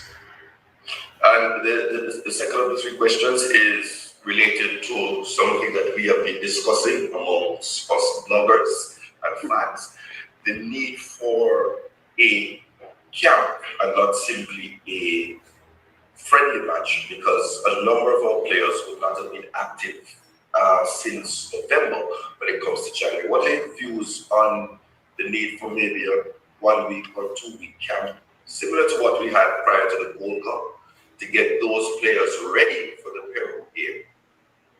Well, yes, it's difficult. I mean, with what we're doing now, we've been speaking about this today actually, and we are trying to get some things in place so that we can periodise those players, periodise their season, their off season, so to speak, so that they can have a level of fitness and have a base level of fitness. So yes, we are addressing that, and it is important that those players continue to tick over, because the Panama game, the Peru game is important for us to be able to get the floor running. So yes, we've got operations in place to address that. Okay, and finally, the two-part question. One, have you brought along some backroom staff in terms of scouting? Because I know you're in the UK, and there's, for example, schoolboy football being played now. And caveat to that, or part B, is how do you react to the number of, I think it's at least 4 that I called in the last 2 weeks, of players in the United Kingdom are very clubs, but indicating their interest to play for Jamaica. The latest being Manchester United, the short where at least the policies timing ratio. How do you react to that? Okay, so the first part, I like I said, it's very early days in regards to bringing anybody in or having a look. I'm still to address the staff and speak to those guys. So that will be a work in progress. We do want to obviously have people in place where we can look at recruitment, look at young players, and look at the future potential players. So yes, that's something that we're thinking about. And what's the second part of the question again, please? How do you react to the flurry? I think there's at least 4 in the last 2 weeks who have indicated their interest, and those are that's very good. Ohini, this is the last question. Ohini, we have to move on from this. Okay, let's hear it, Paul. All right. Yes, it's always good to have interest from players, and especially from the top clubs. We have to have conversations with these players to see what their commitment's like. We know that there's a World Cup coming up, and we know that a lot of players will make themselves available. So it's really, really important that we have conversations with these players. If they can help us improve, brilliant. But we want to be able to people to be able to add value to what we've got and improve us and really be committed as well. That's number one thing. Yeah, guys, and this one is for you as well, Ryan. I think Paul Hall being the coach, here is even where I think like a Cataract and Coach Devon and those guys becomes important. I think Paul Hall is a guy who would actually listen to those guys. I think if Cataract and those guys and Devon Porter says, "Hey, Paul, this is a player we're tracking in England who's doing well. He has Jamaican dual citizenship. You should take a look at him." I think Paul Hall will do that. I don't think Paul Hall Ryan is gonna say, "Yo, we don't want no more Englishman on the side. This team is not about." I think Paul Hall will actually take that time and look at the players where Cataract and those guys who know some of the players. I think it's a important partnership that's even building up. I think Paul Hall will listen to the diaspora. What do you think, Ryan? Yeah. Oh yeah, I have to go back there. When the man say for move on, Cataract na easy, man. Cataract can ask boy a dozen question. But good to have people like Cataracts in the press conference, to ask some of these questions where the fans want to know and stuff. So yeah, I believe Paul Hall is a person. By listening to him and sometimes you can hear how people talk. That's why most of the time that's why them do interview when you're going for a job. Because speaking to the person, you can get to know the person a little bit more. I listened a few interview with Paul Hall and he never grabbed my attention. Probably a 3 minute or a 2 minute, but listen, speaking this long interview, it's a good look, man. It's a good look, and I hope it work out, and I hope we can win him over from QPR. It's very important. My aim is for Paul Hall to be the under 23 coach and the senior men's national coach. Coach, yes, I yes, yes, want yes. him. I want you see that level where we're collapsing at under 23 and under 20. Japan do the same thing. Korea do the same thing. They have the same manager who responds for the senior team, responds for the under 20 or the under 23. Because, as I said, Taylor, when they play them leave Manning Cup and they play under 20, that's where our problem dips. You understand? We Yeah, need yeah. to make the youth them more focused to make them stay in football. And I like what the Jamaican Premier League. You saw everything working out good for us now. The Jamaican Premier League, most of the team them playing youth.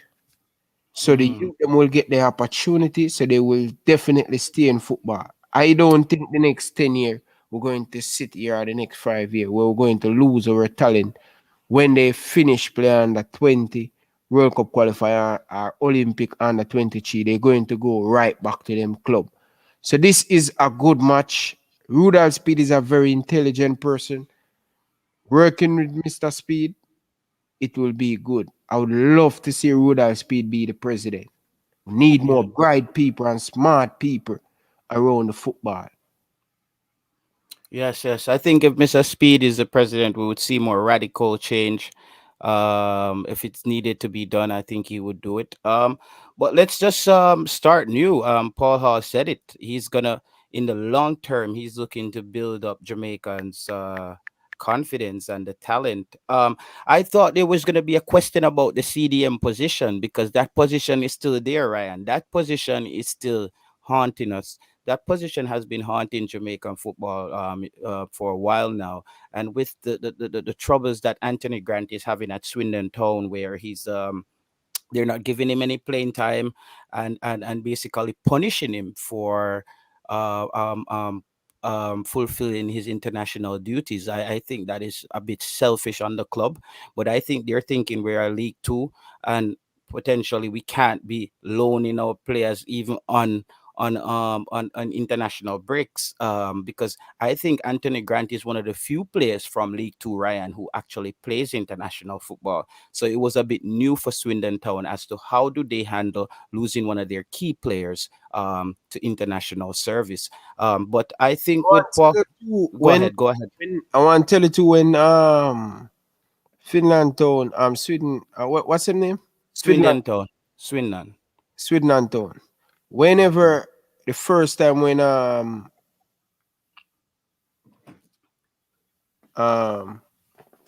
what's his name again, man? Anthony Grant get called up.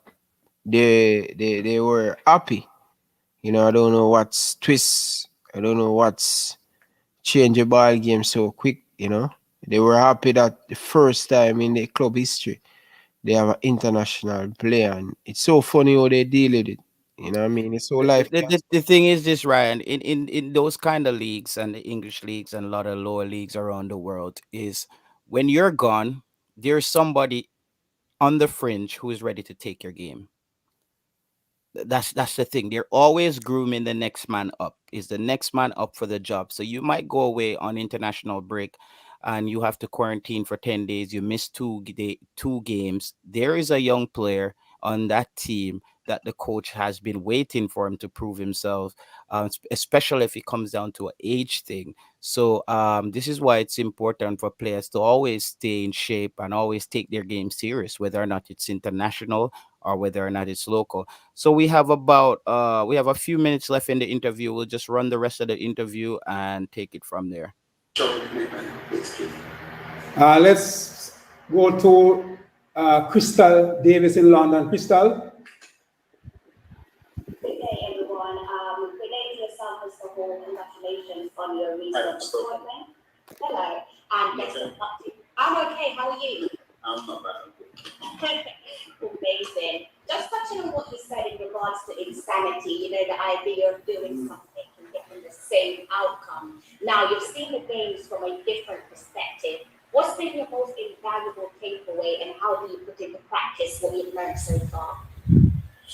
Well, CONCACAF is so different from Europe. It's very, very different, and Theodore was quick to tell me that, and that was an invaluable experience. I think the fact that we really do have to just attack this assignment, that for me is going to be really invaluable. I think sometimes, like I said, I alluded to earlier, we've probably been guilty of probably not attacking the game straight away, and I would love to be able to, you know, that's my personality. I love to attack. So, you know, there's been lots of invaluable experiences. But yo, we can't just skip over that, Ryan. That more here. You hear the man say? Attack. That's his style. That was the style of player Paul Hall was. Look, when Paul Hall played for Jamaica, always want to take the ball forward. We weren't doing that. Paul Hall says, I'm attacking coach. I just want to attack, because I believe the best offense is a great defense. This is why teams like Liverpool and Chelsea, you can't just go out there and think you're going to soak up pressure for 90 minutes against a team who's attacking you for 90 minutes. You're going to have to get lucky to score on them, and if you don't do everything right, you end up down 3 goals by halftime. That's what he said. We need to start out the game attacking. That's what I want to hear from my coach. The best start is always to start the game properly. The first 15-minute goal always score. We're starting off too slow. The Reggae Boyz team all the time. Why we keep on chasing? Because what? We sit back and I try to soak up pressure. Sometimes you have to mix it up. And I like what I hear from Paul. I can get some attacking football. I can watch a Jamaican team when they don't play Mexican. I say, wow, I would love 30 minutes more after. You understand? Yeah. That's the mindset, and that's the vision I'm getting from Coach Paul. You understand? Yeah. Yes, that was it, man. I just didn't want to skip over that when he said I'm attack. But the fact that I can say to the players, especially the guys coming from England, that this is a totally different style of football, and the fact that we've been able to do that has been able to give us momentum. You've probably seen that in the last couple of games that we probably should have won. Thank you. You're welcome. All right, so that's you're the final piece of the puzzle. Let's hear it. Yes, sir. Robert Jeremy from the Kina Star. All the you said this before is open to everybody. All the criteria for selection. Well, you know, I think the players who are available are what we need to be able to do is understand: are they playing? Are they in form? Are they really trying to, really get to the top of their form in football club. You know, the level of commitment is key. And just to be able to be playing at the top of their form at their football clubs. Ren FC Morris used to say that it was important for a player to be playing at his football club, and I think that's key. It's not life or death, but it is key that we need to be able to get these players who are fit, who can manage the load. And that's why what we're doing at the moment is we're measuring the players' minutes at each football club that they're at, and it's important that they have good minutes in their league. Yo, Ryan, guys, are you hearing the criteria that Paul Hall is going to use to pick the squad? Paul Hall says you have to be playing first off. So we're not gonna call you from a shop stool with a glass of rum if you come play for Jamaica. He also just stated that he will be checking on your minutes, your playing time. How much are you playing at the club? As he said, Rene Simoes, his one of his main thing was he wanted his players to be constantly playing. Now, before we saw players like Adrian Mariappa in the team. Adrian Mariappa finally got a club in Australia. What does this spell for players like O'Neill Fisher? O'Neill Fisher is without a club. Let me see if O'Neill Fisher is gonna get called for that USA game. And guys, in the comments, please drop some players that you think should be in the next 23 for Jamaica playing against Peru. Because there's I know a lot of you fans are versed on a wide range of players. So let us know some of the players that we probably haven't had on the radar. Some of the players that you think Paul Hall will go for from the MLS, the USL, even to some local players. I heard that players in the Scandinavian leagues and the other leagues are able to come in. You just won't have the English players. So let us know in the comments about the players that you want to see in this 23, actually. And I know a lot of people have been talking about Kevin Lambert because they think he's a pretty good CDM and is somebody they would want to see back in the team. Let us know some other players, Ryan. Go ahead. Most definitely. People, before we go any more further, people, let's get the video to 150. Come on, people, smash the like button. Taylor, is a very important question asked, you know, and I don't want the viewers to just make that question fly over your head. Remember when Paul Hall just take the job, he said player must be playing at their club team, and him stress it again. Paul Hall, this is the way you're going to win over Ryan LFC. Don't just start the talk, but show action. Yeah? That's the way you're going to grab me. Anything you said and you do it, that's the way you win me over. You're not just going to have the pretty talk and don't back it up. Yeah? And I wish I was in that press conference because I'm going. The question I would love to ask Paul Hall, will you be the man who picking the squad, the 23-man squad? Or you have the final say? Everything should be on you, right? I don't want to see no more player playing for the national team. And let me tell you guys why it's important to playing for your club and week in, week out. You understand? You see, when you come to the national team, we don't have much time. And that's one of our biggest problem in this World Cup qualify. We're calling too many players who not playing week in, week out on their national, on their club team. And that can affect us. We're not fit enough to run enough because we do not have player playing week in, week out. So that's why it's important for player to call up to the national team or playing week in, week out. You don't have to play week in, week out, but at least have the criteria of the minutes on them belt. So when him come to the national team, him fit.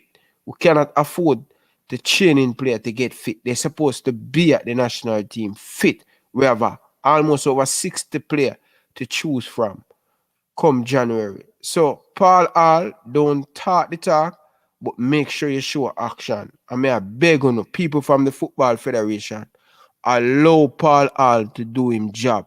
Don't interfere with the coach. And Paul Hall, want you tell us the truth. Sometimes the truth may be hurt, but tell us the truth. If people walking on you, I don't think you should take this job, my brother. We need the truth. If people are molesting the team, or are picking the team, or telling you, or dictating to you, virgin, walk. Be a man and what? Don't suck up to what the next coach was sucking up to. Please, me, I beg you, Paul. That's the respect I will give you. Over to you, JTT. Yeah, I wanted to throw it back to you, Ryan. You think it's a now is the time for a player like Nico Brett, as you stated, to get a call up, as he's in the USL, I'm assuming. So now we know it's not a FIFA window, so there's gonna be players like that who are available. You think a Nico Brett should be in the team, a Dane Kelly, player like those would you call up would you call a Alvis Powell for this game? It's gonna be interesting. Does Paul Hall call in Alvis Powell for this game, O'Neal Fisher? Because if I see those two players in the team, that tells me that Paul Hall is not either. Paul Hall is actually just doing it to keep continuity, to show face.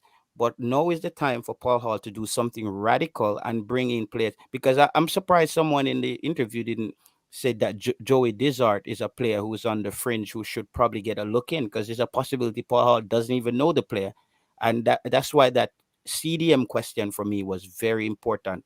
I wanted someone to ask that CDM role with Speedy Williams and Anthony Grant. It's been dogging us, Ryan, and we need to solve that. I think for Jamaica to play any kind of football how we need it to be played, we have to solve that position. So my question is, Taylor, new manager, will every player get a pass? That's the question I would ask to you. New manager, clean sleep, what happened with Tapper happened? How are you looking at it? I hope the coach is looking at it that there are players as well who are taking up a position of a potentially another player. Like, do you call back a Javon East for this game, knowing that it's highly unlikely Javon East is going to be a striker for you going forward, based on the plethora of strikers you have? Do you call back a Javon Watson? Do you call back a Alvis Powell, knowing that he's not the future right back? We just got Javane Brown. Javane Brown, obviously, if Paul Hall goes on the statistics of playing time at your club, Javane Brown should be walking into this team as he's playing week in and week out, compared to Alvis Powell. O'Neal Fisher now is not with a team. Ryan, do you call him back because he was in the previous setup? These are my questions, and these are what's going to be the important signs for me if Paul Hall is doing things differently. Here's the difficulty I think Paul are going to run into for this friendly games. No UK-based player will available, right? And this is where the problem is. Not an international break, and games will play across the world, said we. And if you notice, I want people to pay close attention. United States and Canada are playing. El Salvador has been playing the last 3 times. They play Bolivia and they play, I think, Peru or one of them teams. They has been playing a lot of games, El Salvador. Yeah? But they have the luggage to do that because most of them play locally. But my problem, I think Paul are going to run in. He has to call back player like O'Neal Fisher and Alvis Powell. In my opinion, since as the team going to be thin and they has been a part of the setup, I think it's difficult not to call them back. But for me, I would be brave and say, listen, I see enough of them. I've been a part of the thing like nearly 6 or 7 months now. And I think we can find much better, even if we cannot find better player at the quality. Bring young player and give them the opportunity and give them the experience. But we try too much with a player like Alvis Powell, not playing week in, week out for him club. No MLS game is going to play. O'Neal Fisher. What him contract do? End or they just terminate him? Terminated. That said a lot, bro. That said a lot. That said a lot when a club terminate a contract. Big superstar player. Something have to happen for they terminate a contract. I don't know what happened with O'Neal Fisher, but play one game out of 500 good for Jamaica. Don't win me over. You understand? We can do much, much, much better. Like a player like a Lambert, he's still young. He's still at the age of 23, 24. He can learn from Anthony Grant. Why have a player like Ajevan what's calling back in the team? Where is the future? Yeah, give Lambert the opportunity. He has been play in the USL and give him the opportunity, and player like Javon East, you have other striker out there where you can give that opportunity to. So Ryan, now is the time where you think a player like Kaheem Parrish should get a look in. Yes, Kareem Paris. What was in Slovenia? Is him league going to I want to see Blade Turgot back in the team because yeah. No league. The league is finished now, so it's a good look. It's a good look, and remember, in January it's going to almost preseason for the USL or the MLS player them because they're on break now. You know what I mean? Yeah. So for me, like see Omar football, say Martin Davis, all of these players can get a look in, but we don't want to call too much newcomer in the team. Because Busy Atkinson, Ryan. Busy Atkinson from Cavalier is a local player that I think now I would give him a chance to go out against some high competition. He has played very well for this Premier League season. I think now is the time to give a reward a local player with their effort by bringing in a Busy Atkinson, and maybe he's gonna have to bring in a defender as well. Defenders from a local defenders, because we don't have much. Well, Damian Lowe will be there. I don't know if Taxi Lawrence will be there, but I hope Paul Hall said, listen, I've seen enough of these players in training. Let me give a whole bunch of new guys a chance to compete for these positions. Taylor, I agree with it. We cannot have too many new players because they turned around to the Mexico game. It's like a 1 week. So we want as more player are going to be in the Mexico. Yeah, but yes, that's true. So, but that means the squad is because gonna remember, be the 20th of January the game going to play, and they were going like flying back to Jamaica from South America. That's going to be like a couple more days, like a week before we play the game against Mexico. So we don't want to have too many new faces in the team. We want to have the close as possible team we're going to pick. Paul, I'll probably know him going to do with it still. The problem is just remind you still. Ryan, the problem is with that is most of the players who are available in the MLS and the USL are not starters. This is what you have to take into consideration. These players are not starters. So then that tells me that with this game, you would more look for depth. You would look for players who can come in the team now and provide you some depth. The problem that I think the true problem to this now is, now that you pointed it out, is that the main squad is probably going to be already announced. Or I don't know if they will leave room for players who perform very well. When the main squad will announce. Because I'm sure the main squad will be out before. I think maybe this squad will have the inclusion of all the players who are gonna be in the Peru game and all the players who are gonna be in the Mexico game, and then they will narrow it down.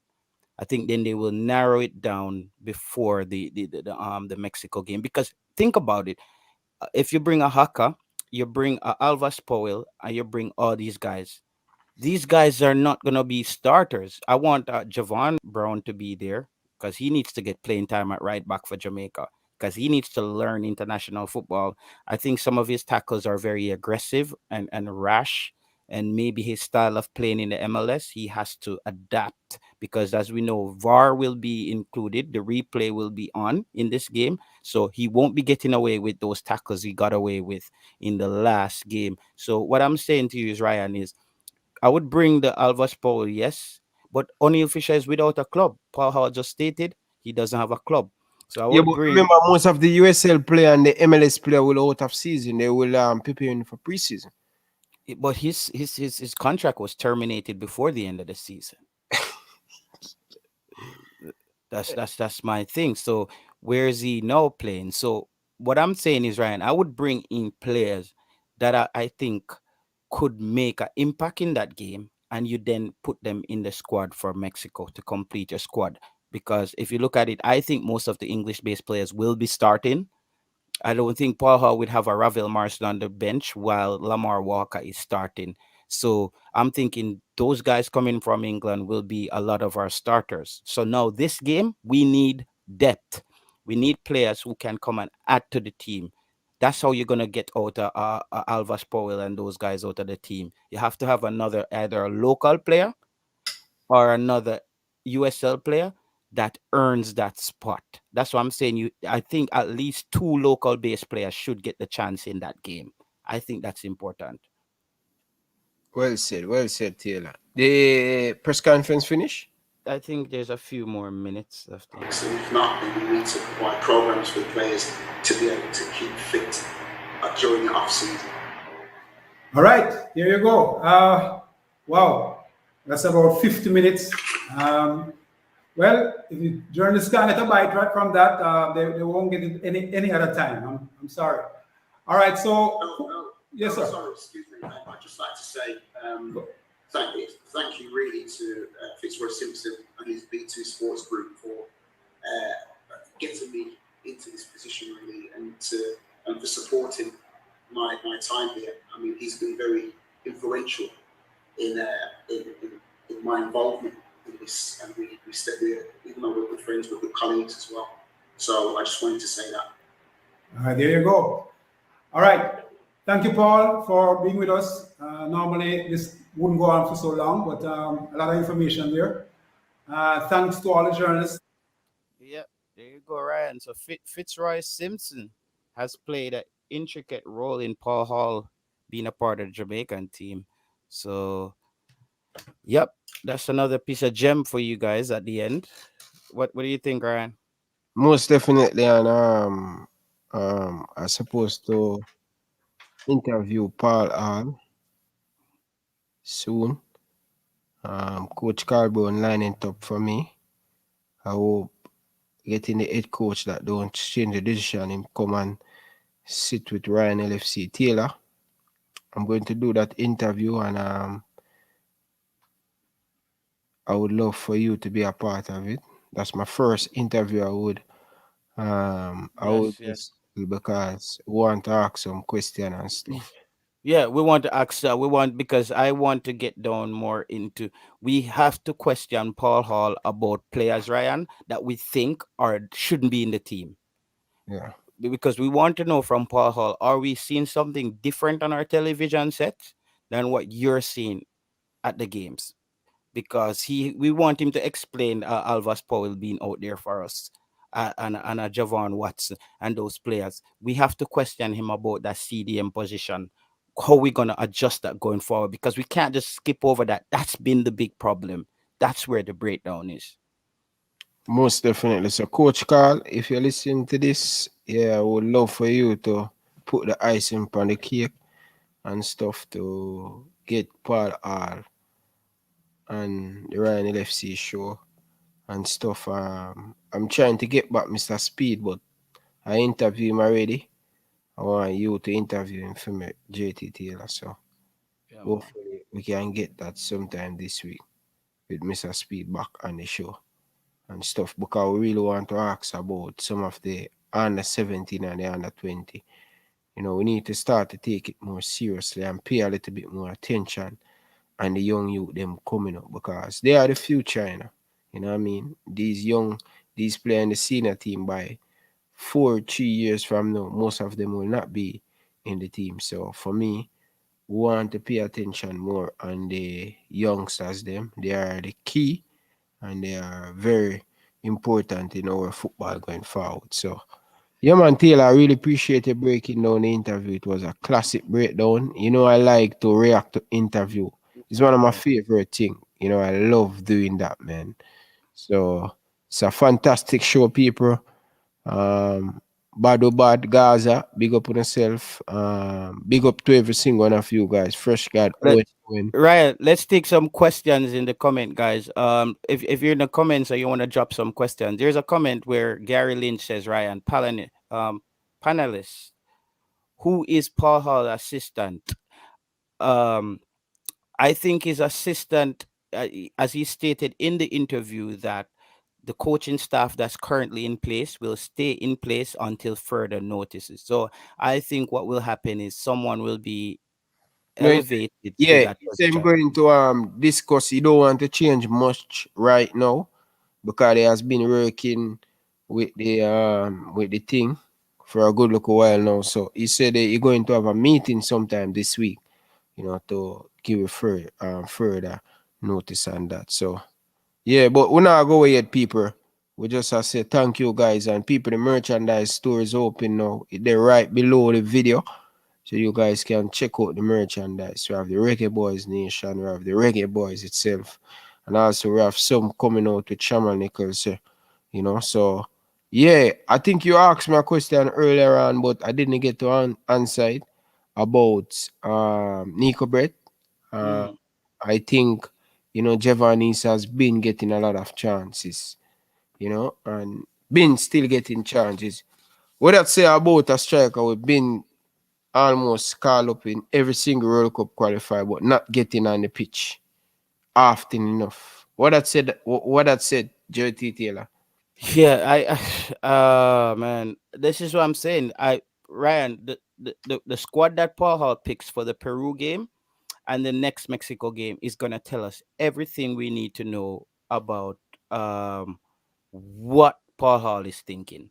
Is Paul Hall gonna bend to pressure by picking players who has to be in the team, or are we gonna look for the players we need to be in the team?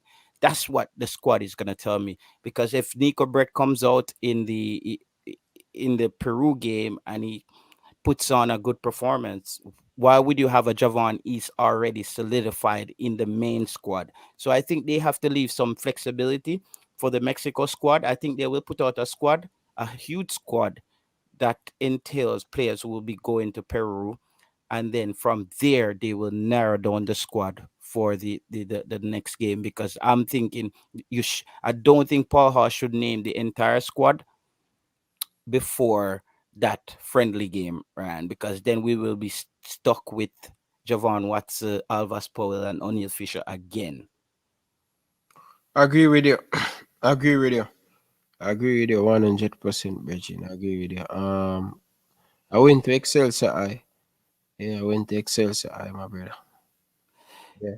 And people are saying, Greg Lee. I saw the Greg Lee comments in the chat today, guys. Greg Lee, I made my case on Greg Lee. As I told Ryan, I said that Saudi Arabia game where Greg Lee proved himself. He played at right back for the first game. It was pretty decent. I would say he got a 6 out of 10. The next game he took Taxi Lawrence to start because Taxi made the mistake in the first game and they scored.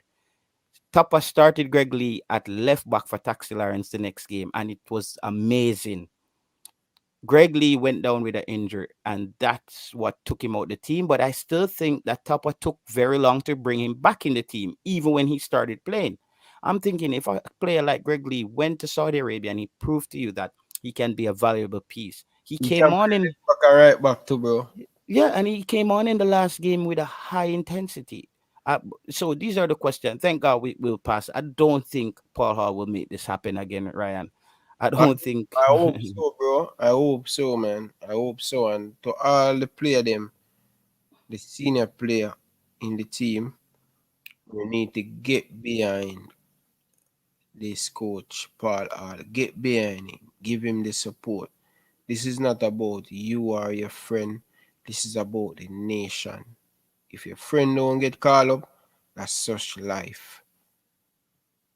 Back the coach and get behind the coach. You Yeah. understand? It's very important to get behind the coach. You understand? Mario Russell Ryan says Joey Dizard of Orlando FC. I've been hearing this player name, but I don't think he's on their radar. I'm not sure if Paul Hall or the JFF knows about this player, Joey Dizard. Because I if don't he's know about him. if he's playing at CDM at Orlando FC, now is the time for a player like that to be in the team, but I don't know if they know about him, Ryan. That's my big question about that. Most definitely. I don't think so neither. I don't think so. But Greg Lee, I think Greg Lee show him class in that local 20 minutes he get. I would love to see him to start against Mexico if him fit. You know what I mean? I want to start player playing in that Mexico game that playing in week out, not preseason. Not too fan of the players them who are going to play preseason match sharpness. I would love to get more player who going to be fit and ready because of the style of play that Paul want to do and the high press and stuff. You need people in good condition to play that. Here's something that I really thought Oh, when you know, say Fresh God, he put up a super chat, brother. I don't know if me did put it up. No, not Fresh God. brain drain, but it Wait. gone. Eh, Yeah, man. What's his name again? Shatter. yeah, it Shatter, big gone. up for his super chat, bridge. Enough respect, bridge. Enough, bro. Me see it, bro. And just to Taylor did the thing me get carried away. So I don't know if you are. But Taylor, what about we're talking about midfield. What about a player like a Cousin or a Kevin Stewart? Back. That's the problem. There's no English players will be. I think this is No, a no, no, not game. for this. Like the game itself, the World Cup qualifier game against Mexico. Well, it's gonna be a wait and see. We don't know what's the squad that I think. But what Paul Hall should make sure we do, Ryan, is this: make sure we have players in that game who, if they perform well, they can come into the team in that position. I think that Peru game, we need to audition that CDM role for players to come in. I think that's important if we want to create depth.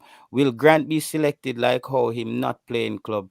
That's the question. That's why I asked when I said Rajan that when Mariappa wasn't playing, he still got called because we needed the extra center back. No, does Anthony Grant get called up? I think if Anthony Grant gets called up, he will be called on experience and what he has shown. And the only thing he would have to maybe prove is his fitness. But I don't know if Paul Hall would risk dropping one of the only true CDMs that we have based on him not playing in a club if he finds out about the politics surrounding that. Yeah. When it come on to Anthony Grant, here's my issue with Anthony Grant. No, I don't have an issue with Anthony Grant get called, because you know why? Because I believe that the club trying to abandon him not to play him for a national team, and he want to come and play, although he getting more money as Swindon Town. He want to come and play, and we see the issue. It's not him fault because him not playing. It's because they said, no, you're not going to Jamaica to play for Jamaica. And he said, listen, I'm going. No matter what you guys saying, I'm going. So we have to respect a player like that. I would give him, if he's training,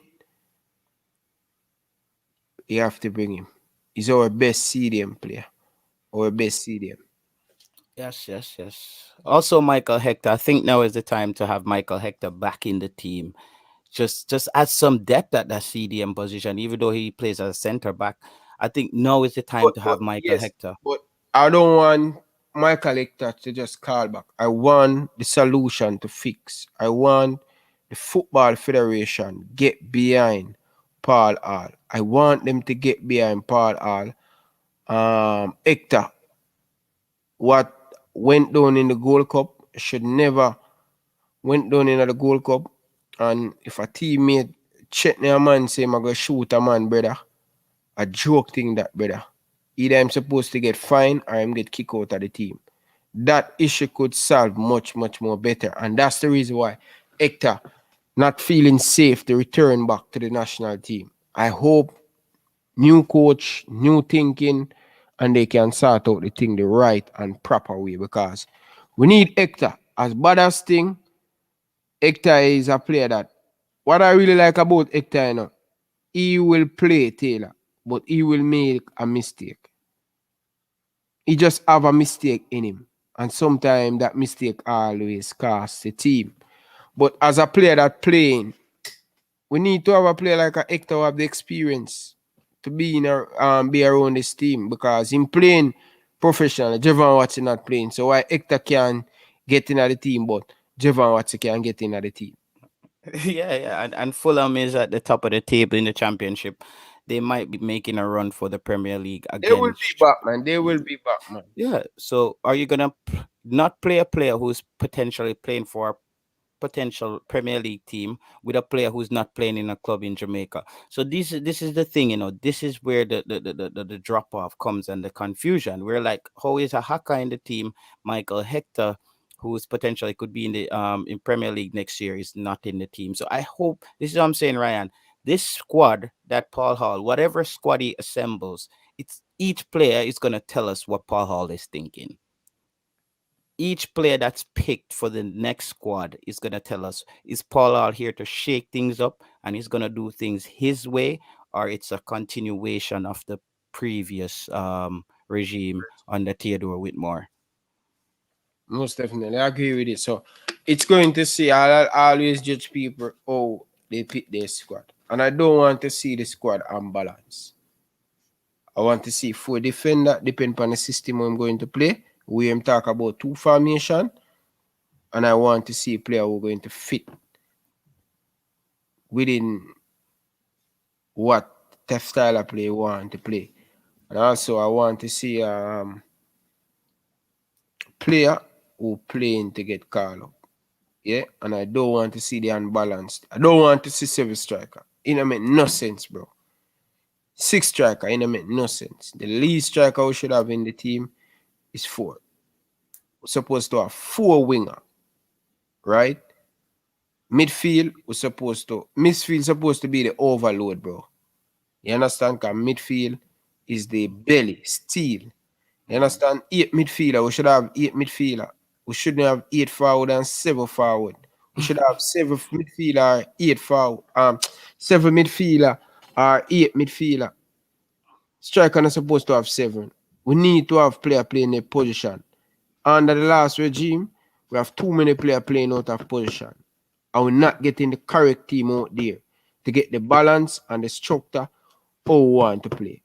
I mean, I look forward to see that with Paul Hall, and I want to see continuity. When I mean continuity, I want to see if in play Mexico, I don't want to see major changes, 1 or 2 or 3 to tweak, because every coach approach every game differently, the opponents. So I don't want to see the squad, January the squad call, and then we have 13 different players come February. It ain't supposed to work like that.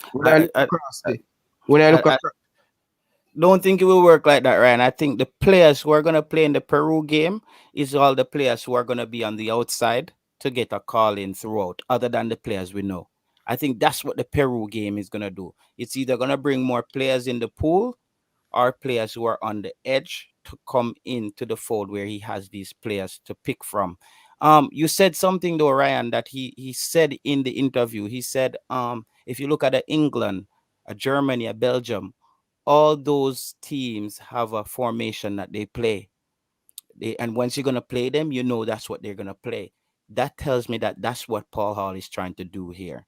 He's gonna have a formation and a style of play how he wants Jamaica to play. Obviously, he's gonna have 1 or 2 formation. If it's not working, he will have to adjust. But I think he's gonna create a signature formation that Jamaica plays, because he said when you play England or Belgium, what they're gonna play. That's the thing with Jamaica. So I think I'm glad he didn't say anything about 4-4-2. So 4-3-3, 3-5-2, we could live with that. 3-5-2 sounds really good to me, especially because that would load up your midfield area to kind of shut down. And he talked about the high press. To play high press, you have to have a higher back line, and that's something I always thought Jamaica defended too deep on the 18. So they created that front line for the press. They were losing the ball in that front line for the press. So I thought playing a higher back line would make the front line for the press or for the next team in their own half. and we still have an opportunity to win the football in their half, because that's important with the pressing, Ryan, is to win the football in the other team's half. That's what Liverpool does to you. And those teams, they win the ball in your half and just break on the attack. Closest to the goal. That's how they press you. Win the ball closer, make team make turnover, Yes. make team make mistake, and that's what I want to see from the Reggae Boys. Big up yourself, brother. What about Kevin Shaw? Kevin Shaw who play. You know, I supposed to interview this player, brother, like couple months well now, bro. He sent me some clippings from my place, from Rima and thing.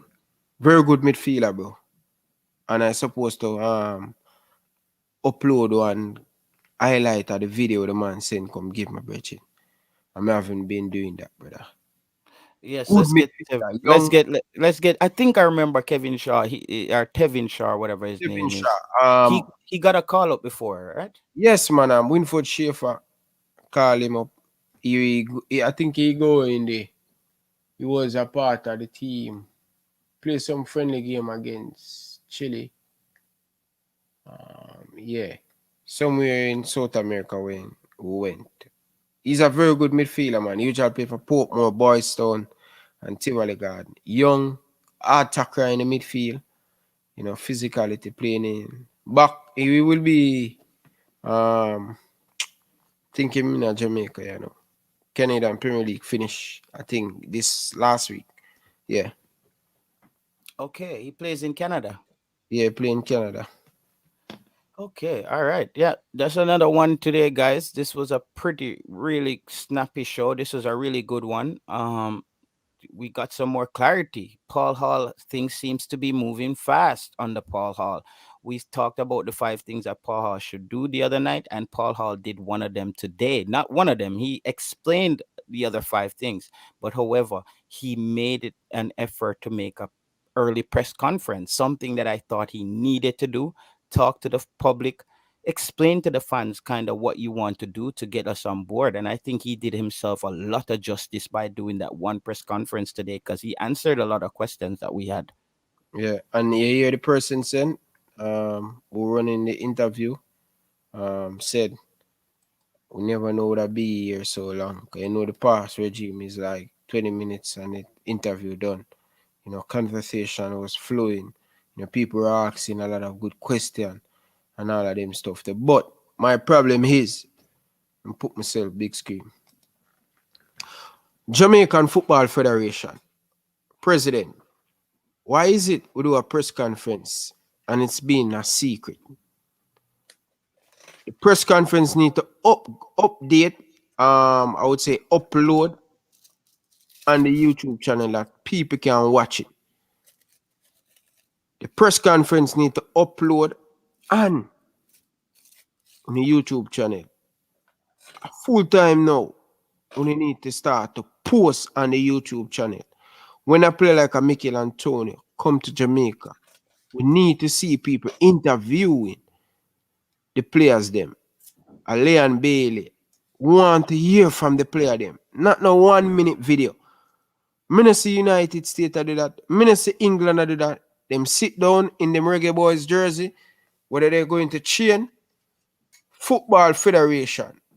Who Jamaica is the only team in CONCACAF don't have a YouTube channel. They have a YouTube channel where they don't upload that. Go and check it. We are playing Gold Cup, we are playing World Cup qualify. And over 2 years now, we don't upload a video. Yeah?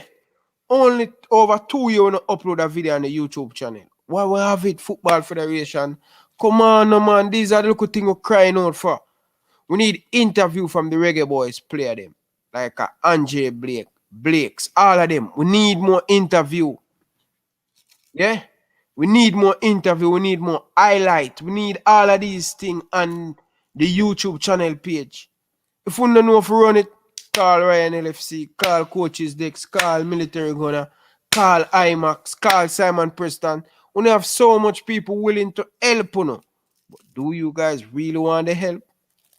Take the help. We're giving you guys constructive criticism and where you can make money from. A player like a Leon Bailey sitting in Jamaican jersey, where him sit in the hall or whatever, you guys interview him. 10-minute interview. Yeah? 10-minute interview, 15-minute interview of Mikel Antonio. Yeah? If you interview all 22 players, you know how much money that they put it out on YouTube, you know how much money that can put back in the federation? A joke thing, this man. Want to know why Mikel Antonio come and play for Jamaica? Want to hear from him a little bit, where him family from, which part of Jamaica, him mother, him father, all of these things we want to know. We have so many big players, a Ethan Pinnock, a Leon Moore, a Bobby Reed. We need to see more interview from them. Come on, Football Federation, man, on sleeping, on missing out on a lot. This is the time where the Football Federation is supposed to market the player them. Only now market the player them properly. Only now market the player them properly. Only now do it. I've been saying this for last 15 months, last year or 2 years ago. Wise up, Mr. Rudolph Speed. We need to see some of these. Yes, we be talking about the Instagram. Yes, we be talking about the Instagram and Twitter and Facebook when they start to upload. What about the YouTube? We need interview from the Reggae Boyz player. Nothing. Player just come and gone. So fans want to feel them, you know, when I listen to Paul Hall interview, it grab me attention, it make me want to hear more from Paul Hall. How comes when I secure the thing like a prison? Every football federation set up the JFF, set it up where the player them a stay, them a play golf for them a play Ludi. Record some of them things and put in the public where the people them can buy into the team and love the team more. We not see none of that. These things very important. These things very, very important for the fans to buy into the product. It's a product when you have in a bridging. Look from when we say JFF, get the website, try ship jersey worldwide where people can buy. We have so many Liverpool things, and it's a shame. Yeah, it's a shame that we can't get a big Jamaican flag. If we go up on the website, can order the flag to put it here. So, me have a next Liverpool flag. I'm say, yo, John Star. I don't want to put too much. I want a big Jamaican flag here. So, Football Federation, what you do to try to make money? When you keep on the tab on a sponsor, make your own website. Me just make my own website. You understand? And sell product and them thing the virgin, man. Come on, man. We have so many different ways to get.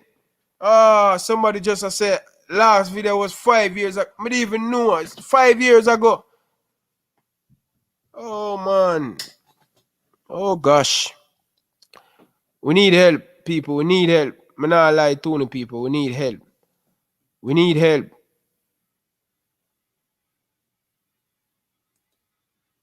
People, we need help. These are some of the way we need to make some money. See there? JFF a ramp, man. JFF a ramp. You know, viral that interview that go with Mikel Antonio in I'm prime, I'm career now. Sit. And a man like a coach's Dex or a man like Simon sit down with him and say, if you don't know for this, because we know I be an old boy in the JFF, and nothing wrong with that. You understand? Nothing wrong with that. But a Simon Preston or a coach's Dex or a military gunners or even the same cataract there, sit down and interview the player them and them upload it on the channel and people start to get a relationship there with the player them and stuff. Jesus Christ, man. May I tell you, interview with a Mohamed Salah speaking, Jurgen Klopp speaking. Me have a player named Joel Matip. I want him left Liverpool club like no. Yeah? Because him injured prone. But when I listen to that brother there, yo, Jesus Christ, man. When I listen to all the man talk, I say, Jano, that brother you need to stay. That's how important an interview is to the people them know the players them. You understand, JT Taylor? Yes. Ryan, I was thinking maybe you could have one of your callers call in if you want to take a few calls. Yeah, people, the phone line is open, as always, people. So if you want call in and what are you guys start on the press conference of Paul Hall, and if you guys would interested if I put up the full press conference where you guys can listen it, because we know we break it down. If you guys would want me to upload the press conference, that's you guys can listen. And don't forget, people, to smash the like button, and don't forget the merchandise, people. You understand? We have the merchandise and support the merchandise. It's very, very, very important to support the merchandise. So yeah, people, the phone line is open. The number is right there. So if you guys want to call in, you guys can call in. You understand? I will take in call. So all right, people, let me show you what I go on in the store, people. So only know how the thing go on. Taylor, you hear me, right? Yeah, man, I'm hearing you. I'm hearing you. So so people, this is how me have the store right now. So see there, this is a Liverpool thing. I know many of you guys weren't interested in a Liverpool thing, but I have some new thing coming up. So for the Reggae Boyz. So see Reggae Boyz thing them there. So people, this is the best way you can support the channel. Buy a merchandise, buy a Reggae Boyz cup. You understand? Reggae Boyz bag. We have everything. So, we have the Reggae Boyz Nation. So let's go for this caller. Caller, good evening, man. Oh, the caller, hang up, man. Caller, call back, man. Call back, caller. So people, so this is the merchandise, people. So when you can go check it out, people. And it's cheap. Very cheap, people. Yeah.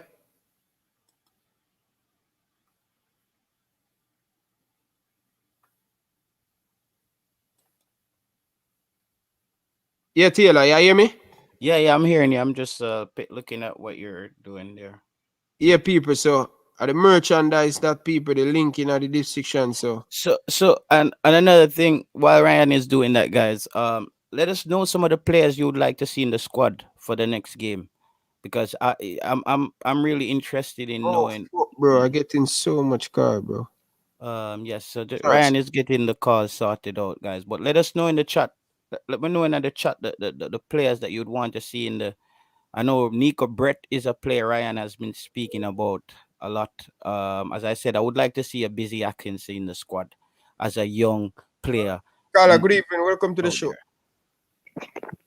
Yo, Ryan, big up yourself. No, don't know, big up the rest of the people on the platform, isn't me? Yeah, man, we have JT Taylor in the house too. Yeah, man, JT, man, I like that. You're in depth with your commentaries and also your feedback towards the Jamaica team, isn't me? Ratings. Blessings. Just few things. Me agreed with what I said just a while ago. I think really and truly that's one of the biggest problem actually, in terms of trying to benefit for money. The JFF lacking on is them own platforms. You see me? We're living in a digital world, and the man need to adapt fast. I realize, listen, there's too much money to be made. Like, for even just putting some posts, they don't communicate and them lock themselves away. It's a big problem. From the top to the coach. Of course, we see that Paul basically probably can create a different change.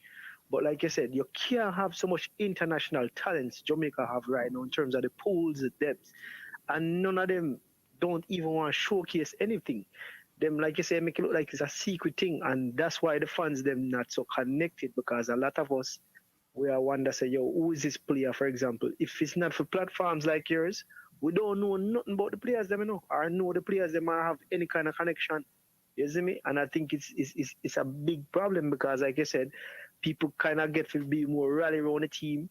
And like I said, right now, and you're not the only one, enough from a long time I try to find some merch, to buy, and anything there, and it's hell to get anything off of them platform. It's very poor.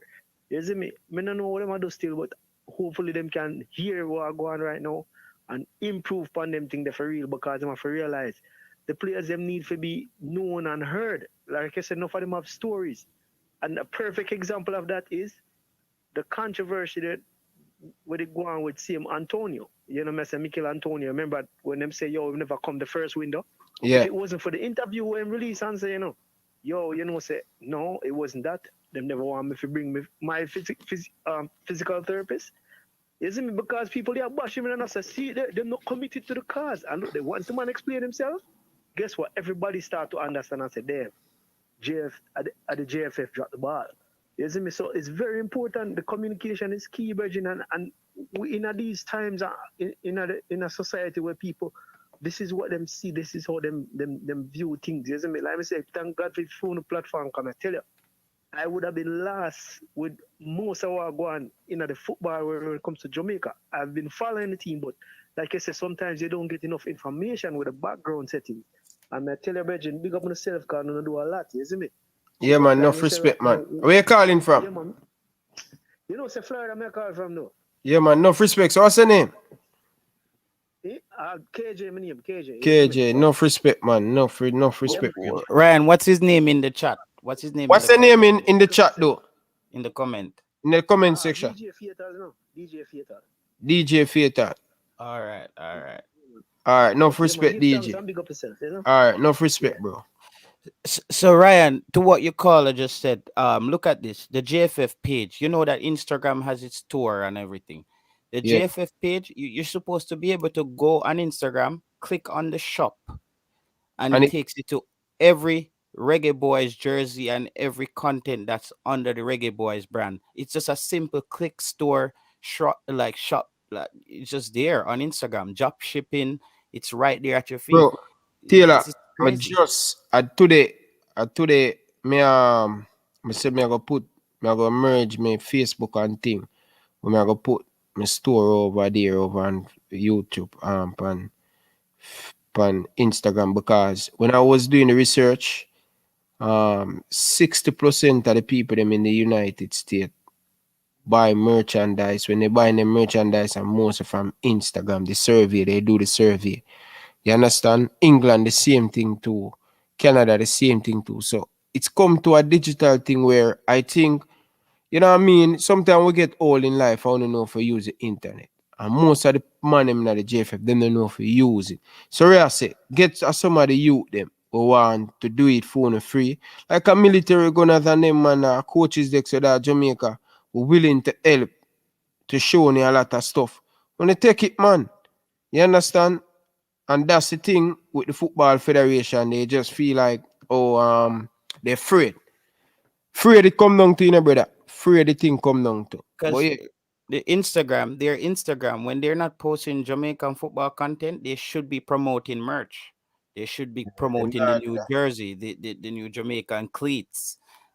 Something like should be promoted there. But they have these platforms, and it's just it's simple things that they could just tweak, but it's I don't know, it's problematic.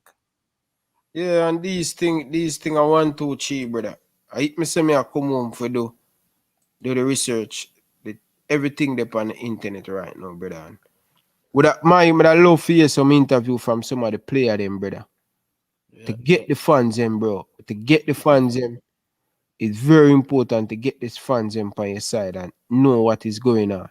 We now get none of that with the Football Federation right now, and it kind of really mind blowing. You understand? The man them need to do better, man. Come on, JFF, man. And big up to the caller, KJ. As KJ said, it's like a platform like this that provides information for fans like us who finally got to hear what's happening with Jamaican football. Most definitely. People, we need 8 more likes, people. Get the video to 200 likes, man. Smash the like button, people.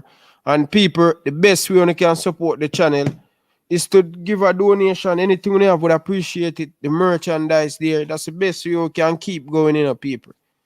So, when you support the thing, people, you understand we have mugs there for $21. When you purchase the thing, then, man, people in the UK and the US and the England, when you support the thing, because most of you guys call me more time in the live and lay down in my bed with my wife when I say I love the thing. But show us when I love the thing now, man. Show us when I love the thing now, man. Like the video, hit the subscribe button, share on the thought down in the comment section. I'm not telling lie, Taylor. It has been fantastic this year with the support. You understand? Me grow big time. A year ago, I was having 1,000 subscriber, bro. And now, look at the thing now, Bridging. And I just want to tell you, brother, thanks for the growth where you come and show me enough look a thing because you come and tell me, Sir Ryan LFC, buy your name.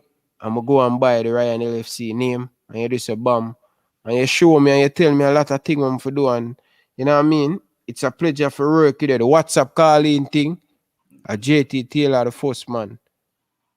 Taylor has been assist to a lot of our YouTube community. This WhatsApp thing where you see a lot of people calling in now, Taylor the man will bring it forward. Me do it and a lot of people do it. So Taylor has been a big part.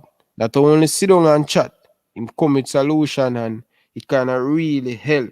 You understand, Taylor? So may I tell you from the bottom of my heart, brother, really appreciate it, bro. And I thank the day me give the opportunity to be on the thing, brother.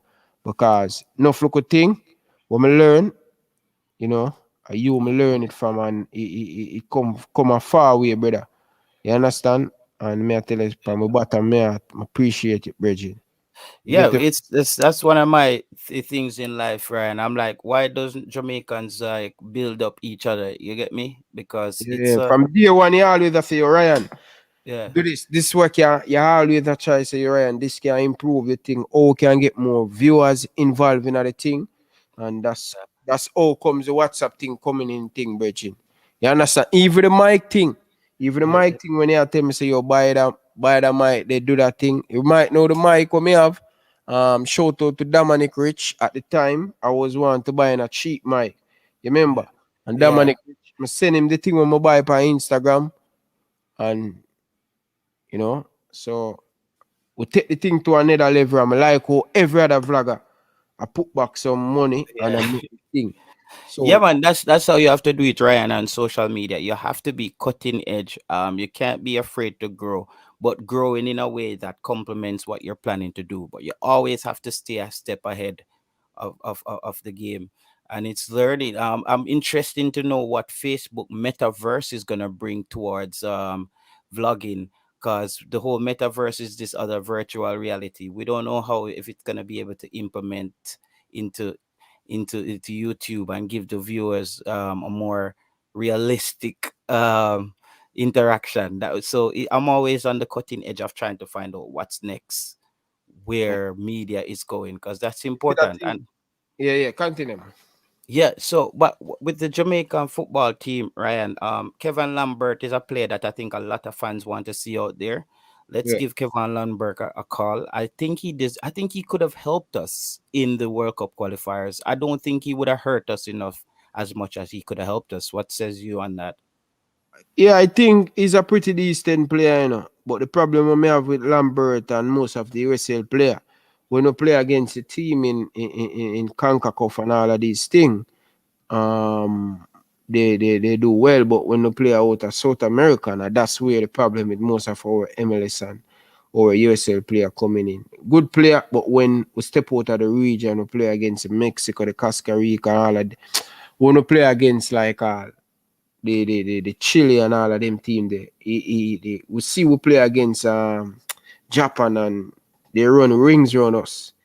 You understand? Even Lambert playing another game then he just couldn't keep up. Speedy Williams will beat him bad. I think that's the game we improve Speedy Williams. That game we'll play against Japan and we'll beat him bad. And after that he just improved. You understand? That game matches Speedy Williams' style of play, that quick move style of play. I think that game complemented Speedy Williams. That I knew Kevin. I think one of the problem that tall players like that have is if you're not athletic, you're gonna be slow out there. And I think Kevin Lambert has to pay more attention to his speed on the pitch. I think his tracking back ability is very slow. When I watched him in the games, I looked at him when he was out of he's similar to Michael Hector with that slow recovery, but they give you something else. I think what he does give you though, he actually gives you more going forward as well. Because I remember the game against the USA, he had some really good shots on goal. and he looked like a total different player. That game for me was his highlight game. If he wants to show a team tape, he should take that game where Shamar Nicholson came in and scored that amazing goal against the US. That was one of Kevin Lambert's best game for Jamaica. If you go back and watch, he did 90% of what he had to do correctly as a CDM in that position. I think he got they pushed him off the ball one or two times, but overall he was an amazing player in that game. But after that, seeing him, he just looks so. That's the same problem I had with Shamar Nicholson as a top goal scorer. Shamar Nicholson has gotten much slower. Much slower. I don't understand. Players need to think about their speed, because the game now is not the slow game anymore. It's we need players to be nimble and You able know to that move. Taylor, I don't know if how we play or what we style, how we play with the national team, but watching Shaman Nichols a couple Sunday well, because I bought I can watch a Belgium thing on my TV now, and he is a different Shaman. What I love, what I notice about Shaman Nichols with him club, the team built around him. Everything go through Shaman Nichols at him club. And he don't have to do too many run up and down. What we have him I do with the national team. When you have a striker like a Shaman Nichols, you need to give him service. Shama running like a headless chicken when he play for the Reggae Boyz. He do too many work as a striker. Yeah. I think that's what I said. I think on the Paul Hall, Shamar Nichols is going to raise his game as well. I think Shamar Nichols is one of the players that Paul Hall partnership is going to benefit, because every minute that Shamar Nichols gets on the pitch, he's going to earn it. He's gonna be deserve to be out there for 90 if he's the best striker. Now with Mikel Antonio in the team, Shamar has to even work harder. Here goes the competition that he said he's okay with now. Now you have a top striker who's in form, good form, scoring goals. Can Shamar Nichols step up to the plate to get enough playing time over Andre Gray, who's been chopping at the heels for playing time?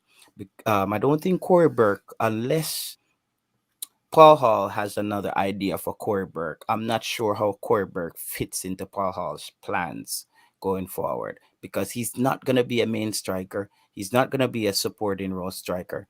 So this is where we have so much opportunity, as you said, to narrow down the team and get more midfielders and wingers In the as how team the game is balance. played now, and balance the team. I think we are a bit defensive, striker heavy. Yeah. Always got a lot of defense, a lot of strikers. So we need that. But Paul Hall spoke about balance in that interview. Um, hey guys, we just got an interview from Paul Hall. How many hours has he been in the job? Something that we couldn't get Wrap up it. from Theodore Whitmore after 5 years. But here goes the new year coming up. I think I told you, I feel like Jamaica football is on the move now. Paul Hall just sounds like he's cutting edge from the future. He knows where football is. This is a man who's in those meetings, took the courses as to what the new football regime around the world is going to be. He knows where football is now. We have that coach. I want to just get behind him and support him. Most definitely, Taylor. Most definitely. So, people, as we say, we appreciate it. We have a few more things to come up and stuff. So, hopefully, it come true and stuff. Planning to giving yeah, have some giveaway if we give some Liverpool jersey, have some merchandise to give away. I think next Wednesday it's going to be 10,000 giveaway. I'm going to give away some credit. What I'm going to give away? I'm going to give away a few things, people. So make sure you guys stay tuned to that. And people, don't forget to like the video and hit the subscribe button. Share your thought. Taylor, you have anything more you want to say No, before? man. Just bless up the fans at another one, another good show. So blessings. Yeah, man, people. Enough love and enough respect, man. Enough respect. People, you don't know the thing, people. I'm going right now. I'm going to do some exercise, people. Yeah, I'm on the way to do my exercise. So I have to do some exercise to get. See the people? kind of lose. Me lose about 20 pounds the other day. You know, need to get back the bicep and think. I want to buy some merchandise. I want to do some picture shooting of them and get the merchandise right out there and things. So people, if you can donate, put something up on the board, people. Anything you have, when you put on the board, I see a super chat cup. Lord God, make sales a bridging. Wagwan, you want no Excel a bridging. You have to send me an email, I'm going to just forward it through that speed or something. I'm tired for talk, bridging. I'm tired for talk. Oh, JT, big up for the donation, bridging. Ray Rush, big up yourself. Ricky, big up yourself. JT, Junior Flemings, what are your thoughts? Cause big club this Junior Flemings going to, bro. You're mute.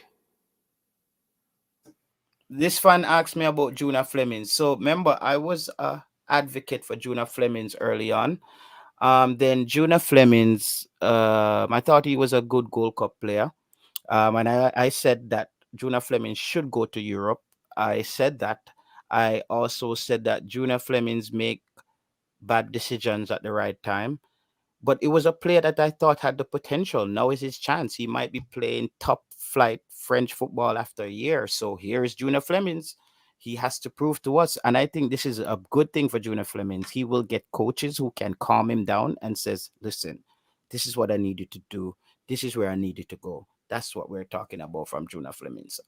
So France is good for Junior Flemings. When it's time to beat Junior Flemings, that team they're in the French league. How should ever them they know?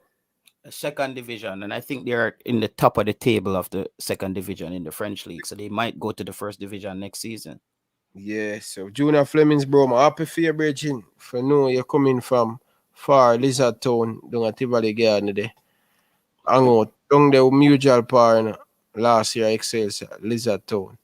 Nice cool place down at Tivoli, So I'm happy for Junior Flemings. Ryan, so Jamie Ricketts again said, Jay Taylor, you said USL was a graveyard league. I did say USL was a graveyard league. One out of 100, brother. Come on, Ricky. No, but in the same sentence, I said that Junior Flemings had better quality than the USL. You have to listen to it, the entirety of what I'm saying. Junior Flemings had the quality. Yeah, we said that long time. Yeah, we said that long time, man. We said that long time. Junior Flemings. Good player, good move if him get Fee agree. Good move if him get it, Bridget.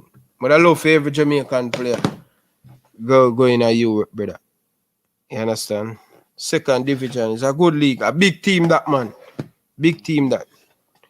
So people, enough love and enough respect. Appreciate the support and think Oma football, big up yourself. Big up, man, every single one of you guys, man. I'm going to do some workout, people. Okay, if me follow this YouTube thing, I'm not doing a workout. So, I have to do my workout, and health is very important, people. I'm a big fan of that. I will be back in the gym tomorrow and things. So, stay tuned, people. January, I want to do a picture shoot for the Jamaican merch, them. So, don't forget most of them. Ready and think. Jay Taylor, I need to get back to the gym, brother. Yeah, bro. Sooner than later, man. It's gonna happen. No worry. Next time I see me thing up. Jamie Ricketts, man. Me know it's all banter, man. Bless up yourself, man. Bless up home of football. Pagan 180. Jamie Ricketts. Pagan. Thompson, Mario Russell. Who again? Yeah, man. Rockford. J. Ross as usual. Jason Guna. Big up on yourself, brother. Mad. Yeah, man. Big up people. Enough love and respect. Appreciate the donation and everything. Remember, people, the link down in the comment section, in the description for the merchandise. And also, right below the video, the merch store is there. So, enough love. They even know I could ever get 10,000 subscribers to Rati. But people, love and respect. Peace out.